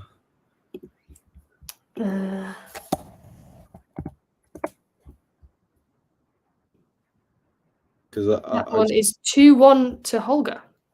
Oh, okay. When were those matches? Fair play.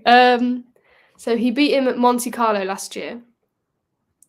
Sorry, Rune beat Sinner at Monte Carlo last year. Yeah. And again, Yannick Sinner retired in the other win in Sofia in 22. Okay. And then, yeah. Fair. Sinner beat him in the ATP finals. Yeah, and I think maybe, now that they're at their peak, Alcaraz or not at their peak, but peaking, I just can't see them. I just can't see Rune beating them, especially in like a slam or anything like that. So no, certainly not at the moment.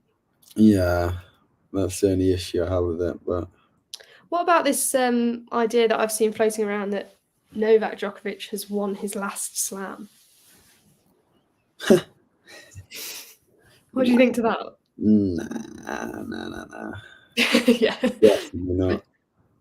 One of the editors actually for Tennis Head, the magazine I write for, did a comment piece the other day, and it was like, what's the title of it? It was we're basically saying that, you know, if you think this is like it for Djokovic or something, then you obviously don't watch tennis. But yeah, I think that's pretty much it. Yeah, that sums it up. But yeah, definitely not. I think he'll win 2. I think he'll put a lot of his work into the Olympics. I think he wants to finally win an Olympic gold. That's the only thing missing. But I can see him winning 2 slams this year easily. You know, he doesn't really care about hasn't for a while, but he doesn't really care about the 500s or like anything below. So yeah, it says no. Well, the intro is Novak Djokovic will go into the clay season still awaiting his first title of the season, but it feels like a matter of time before he is dominating again. Pretty much. I mean, I'm surprised. I was wrong because I thought that you know, after the heartbreak in Australia, I thought he was going to go on that streak again. Me too. And obviously, he just got outplayed by Nardi in Indian Wells, and he's pulled out of Miami. So yeah, I mean, I can see him focusing, and now he'll be even more determined than ever to prove everyone wrong. Yeah, that's my view. Yeah, I agree. I really struggle to see past him, especially for Wimbledon this year. I think after last year, that could be pretty strong showing from him. Yeah, I'll be interested to see how the young boys do at Wimbledon this year. Like, obviously, a lot of pressure on Alcaraz coming in to defend the title. Sinner, is he ready to like get past the semis at Wimbledon? Yeah, really interesting. Meanwhile, also interesting, Azarenka here has love 30 on the Putintseva serve. Yeah, talking of interesting indeed. Exactly. Trying to segue in there. Although Putintseva instantly serves an ace, so she doesn't really want to make it interesting, clearly.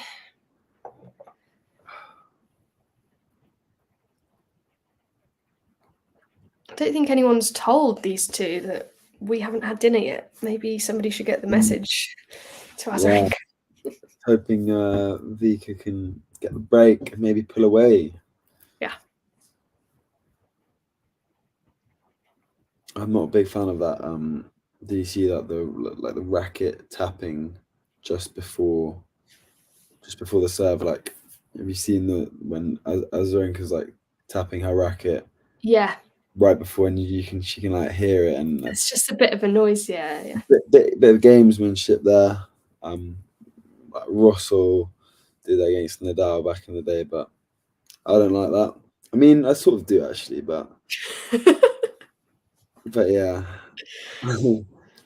Also, another thing, recently in the past few weeks, Osaka, I've been noticing, has been doing a bit of that, like bit of gamesmanship stuff, like, which is borderline like bit petty, and I did not expect it from Osaka, but like stuff like it's like before the serves, the little like I remember in the Mertens match that Mertens was about to serve, and like Osaka was like doing the squeaky shoe thing, and like the slaps on her leg like right before, like it's questionable.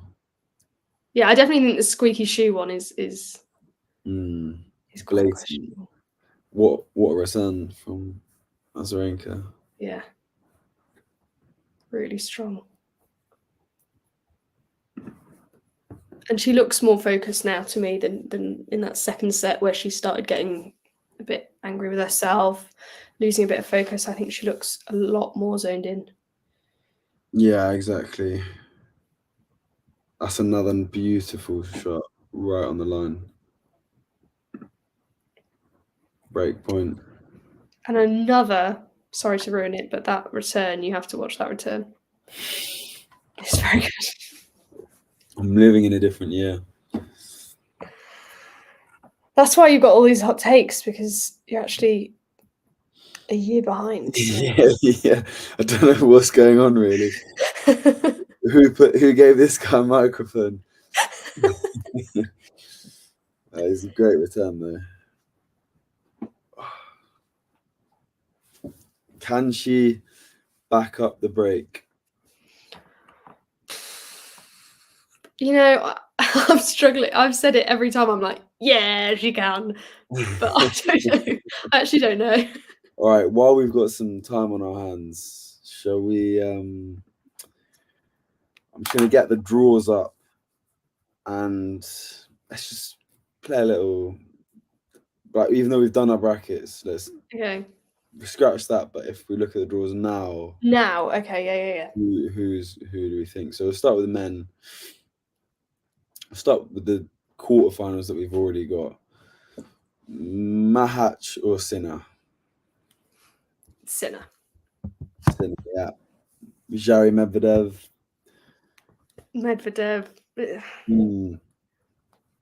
Alcaraz Musetti. Alcaraz. Hurkacz Dimitrov. Who, by the way, that's on serve 1-1. Oh, I'm so tempted by that one. Yeah, do you know what? I know you want to. Just say. I want to. I'm going Grigor. No, you want to. All right, there you go. Zverev Kachanov. Khachanov, yeah. Really? Yeah. Wow. Got some hot takes over here. Demon or Marashan? Demonor, just about. Yeah, okay. So that would mean Dimitrov Alcaraz.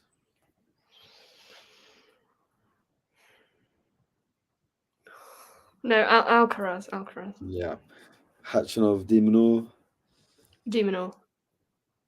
Okay.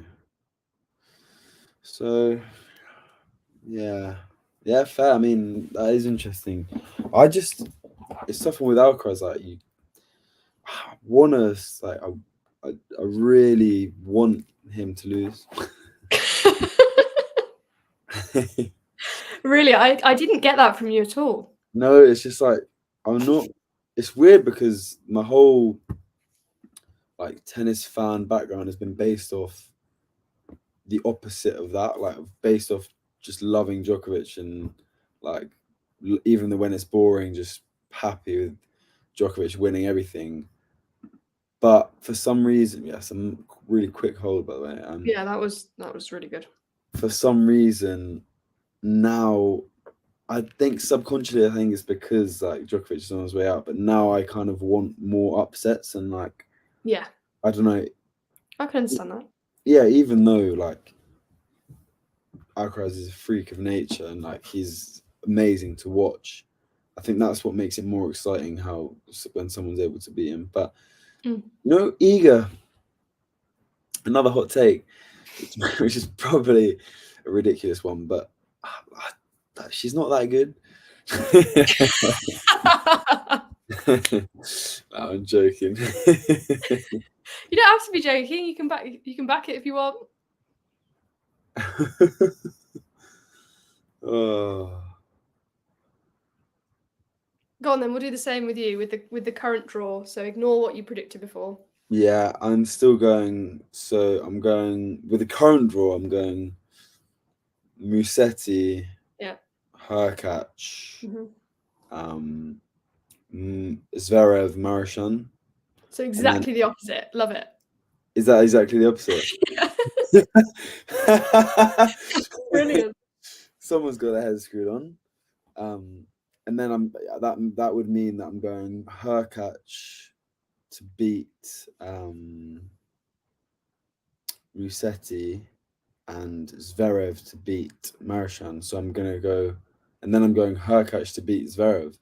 So I'm going Hurkacz versus Sinner final. That's what I'm. I mean, I think that'd be a really fun final. But It definitely would. Obviously, it's not happening, but who knows? At least some people, at least you would have heard me claim it and say absolutely, and I will back you on it. If that happens, yeah, you'll see a tweet very quickly. Yeah, I might actually, before the Alcaraz Musetti match goes up, I might just give a little tweet, and so that I can You want to do a quick little Musetti tweet, yeah. Yeah, oh, yeah. I was quite proud of myself. When was it? I think it was in November, maybe October. I wrote an article. It was like my first opinion article for my course. Oh yeah. About why Jannik Sinner was going to win the Australian Open. And quite a few of my course mates were a bit like, Jannik Sinner, Australian Open, okay. There you go. I felt pretty good about that one. Yeah. It wasn't that out there. It wasn't that much of a hot take, but no, still, I think it is a hot take, and yeah, I'm happy he's done it. He did it. Yeah. I bet you walked in the next day like, yeah. Oh yeah, I retweeted that so quickly when he won. Immediately.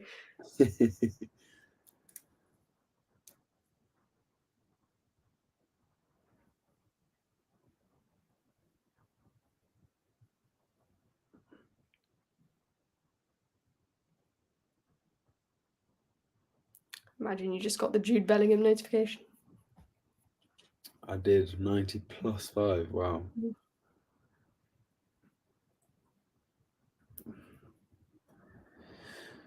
Yeah, I'm thinking of doing a piece on him actually. Whilst basically thinking of doing a piece, like I was trying to find some remote, like Real Madrid fan clubs in Spain or like near Madrid that like have a cool story about being obsessed with Bellingham basically. I think that would be quite a cool story, but I can't. Yeah, definitely. I'm trying to get in touch with some Real Madrid people, but they haven't been replying. So anyway, It'd be a good story though. Right, go on then. Spoil it for me. What have you got? 30 all on Putintseva's serve. So Azarenka's got a bit of a look in here. And she's hitting the ball really well again. Azarenka. It's completely switched, and she gets a break point from it now. Wow, yeah, we said at the end of the second set, debating how this would go, and for a couple of games, I thought that Putintseva could really push on and keep up the momentum, but doesn't just quickly diverted. Azarenka's in the zone now. Yeah, completely. That was really a brilliant game from her, I thought. So it's game. It is now game. Yeah. Cheers for that. Thank you. No problem. You're so welcome. It's a good serve as well. How she got that back? Wow. Yeah. There goes the racket.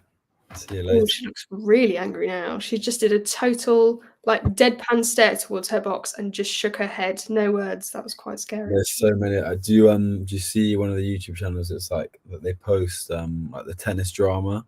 I don't know if you've ever watched them, but there's so many of just like Putintseva like going nuts. Yeah. She adds the entertainment value. I can't take that away from her.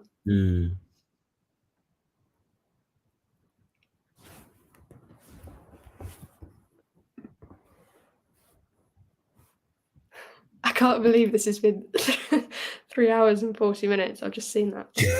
Absolutely insane. I did not see that. Wow. That's That's Crazy. That's longer than the Murray match the other day. Yeah, I'm guessing John probably won't be back for a while. No, all good fun. Dear. Absolutely, yeah. No, it's been great. It's not even that late. The night's just starting. Can dive into Musetti beating Alcaraz next. It's next on my list.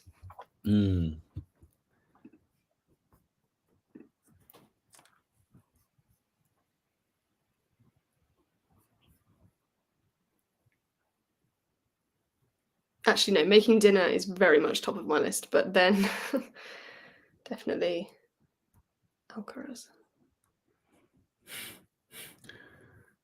Did you I was seeing a tweet from Shrihari. It's like it's fair, it's blown up to be fair. It's a photo of Casper like smiling as he's at the net, and it's like the face of a man who can finally exit from the cheap tournament and travel to Europe to play on his favorite surface. That's good. That is good. Shrihari's tweets. Yeah, I can't even say that phrase, but they are top notch. He's got a good meme game. He knows what he's doing. He really does.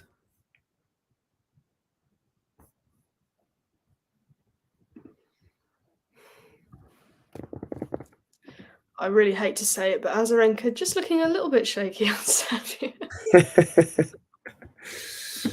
15-30, bit of a look in. Yeah.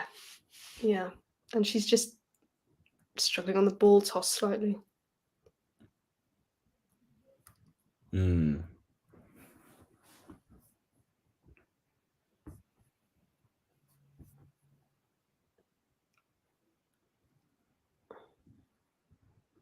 I was just about to call I've got a stupid name for when they toss the ball up and they don't serve. I don't know if I mentioned this to you before, and I was about to just call it that on stream, and nobody would have had a clue what I was talking about. You haven't mentioned it to me. What is the name of it? So it's really bad, and please, I'd like it on record that I have nothing against Cam Norrie. I enjoy Cam Norrie. I think he's a good player. Really like Cam Norrie. But I watched a match. It was either last year or the year before. And it was a clay court. I think it was Rio possibly, where he played a match in that tournament where he constantly, and it was probably just windy or something, but every time he served, he would just throw the ball up and catch it first, like every single time. He's one of those guys as well where it's like, if it's like, even if it's like a little bit to the side, not much, but I'd still take it. But he's probably like, nah, it's got to be like perfect. It's got to be perfect. Yeah. So in my household, it's called a Norrie when you do that. A Norrie. Yeah, and me and my dad, if we're watching tennis together, we have to who can say it first when they do it. No. Yeah. That's good. It's pretty bad, but like I say, no shade to Cam Norrie. Sorry. Match point. Yeah.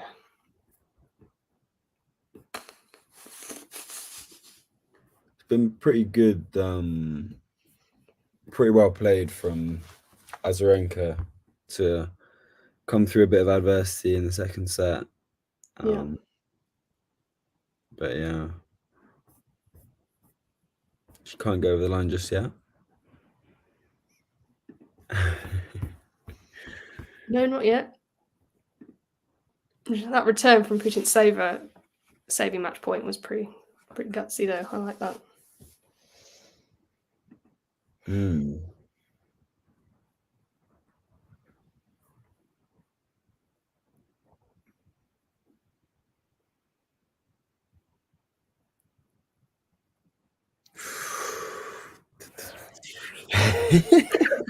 Yeah.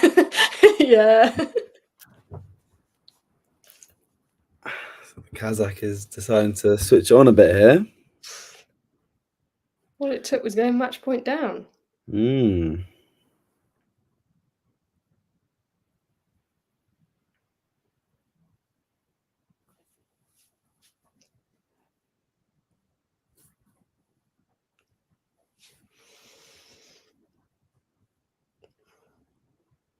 I can feel a double fault, even though it hasn't happened yet. No.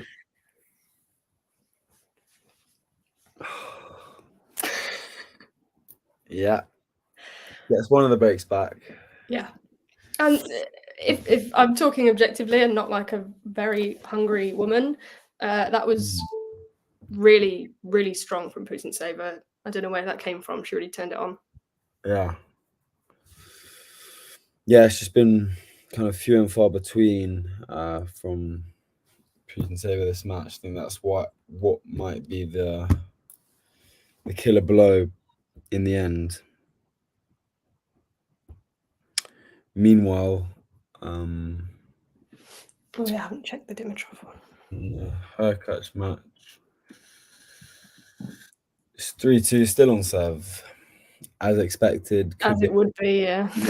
Heading to the tie break.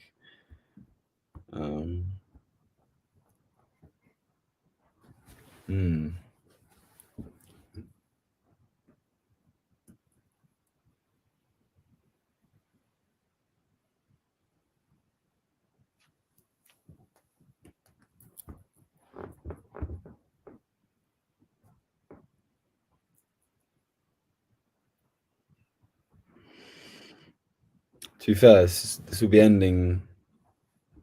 I might watch the Wales-Poland, the end of that. It's an extra time now. I was gonna say, I was just gonna check that score actually, just as you said that. It's in extra time. Yeah, it's gone to extra time, yeah. Oh.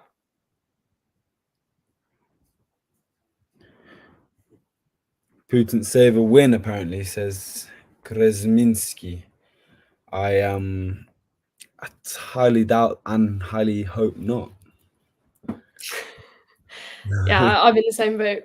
I don't think so at this point, but yeah. And I'm back in Beaker here.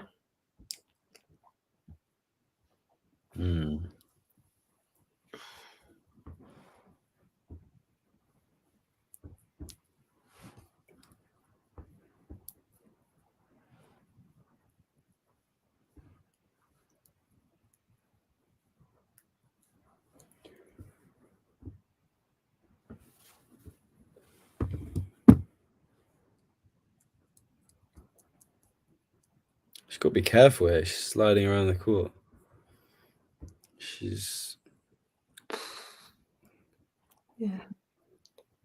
Oh, we've got a very unhappy Azarenka now on my screen. Really? I think she's going to... No, she's decided not to. She just gave a glare. She... I think she was pretty sure that was out from Putintseva. She turns to, I think, the umpire and says, "Are you kidding me?" But then when she sees the replay, decides not to. No, that looked in from the camera anyway. That looked on the line.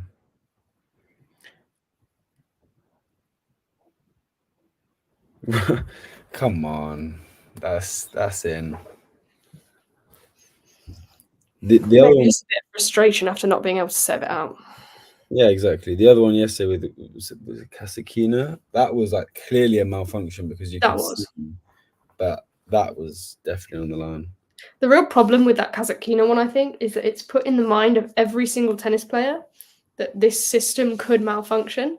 So when they are absolutely positive that they're right, they're going to start arguing that it's malfunction. Yeah, definitely. Ukraine have qualified. Wow. I don't actually know who they were playing, which is a bit bad of me, but... Yeah, I don't know. I'm not sure either. Have a look.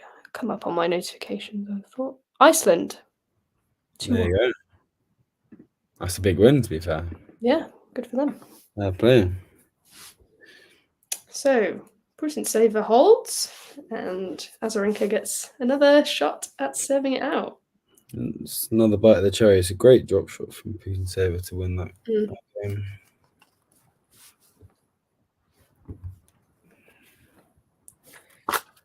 Two hours 52 on the clock for the match. So only an hour less than us. Does that mean that delay was an hour long? This has definitely got to be the longest one I've done. Oh, me too. I think. By a mile. but it's gone pretty quickly towards these end stages. It's not felt like 4 hours, I'll say that.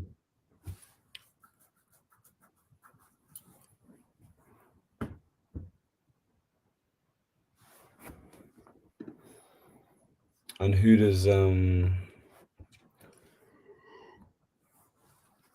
who waits in the semis, or is it? Oh yeah, of course, the winner of Rybakina Sakari. Yeah. So could have an all Kazakh semi-final there. Could do.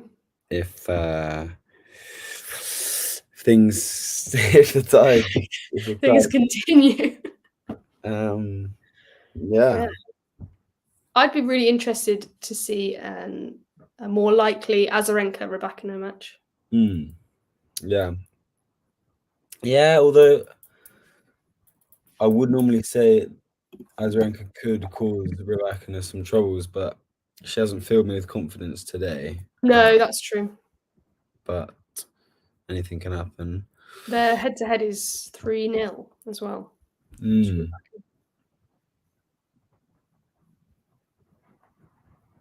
Oh, but again, one of those is a retirement. God, you have to check, don't you, before you... Yeah, exactly. 30-15 for Azarenka. Yeah, it was a nice drop shot. I'm also seeing that Ram Salisbury's in a third set tie rate to 10, so I'm like... Oh, that's good that they got it back at least.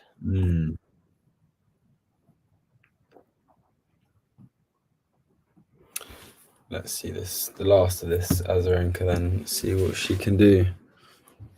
2 points away.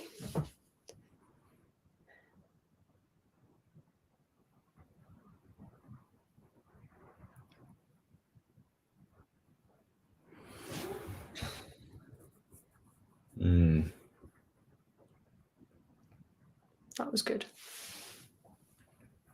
What was it? Just go on, describe it. Are you sure? It was backhand. I think backhand. I'm losing the plot now, but I think backhand down the line winner, right on the edge. Oh yeah, line, finding the lines. Yeah. Match points. Yeah, she's done well to pull herself out of this, to be fair. Yeah. Could have easily got away from her on multiple occasions, but she stayed strong mentally and should get over the line. Yeah, she really has stayed strong mentally. I think that's the big difference maybe in this match, because it's been high quality all round, in my opinion. Definitely. I'm not saying anything. Yeah, there it goes. Yeah, she points to the head mentally. It's a tough one to take for Putintseva. Good run. But played well today as well. She did. She showed why she probably deserved to have a little space in the quarters there. But it's nice to see Azarenka back, the 3-time champion, back in the semi-finals. Yeah, she obviously loves Miami. She loves playing here. She hasn't played here. I'm sure she hasn't won it since it's been moved to the new premises, but she did win it back in 2016, the most recent time. Yeah. So she's obviously back again.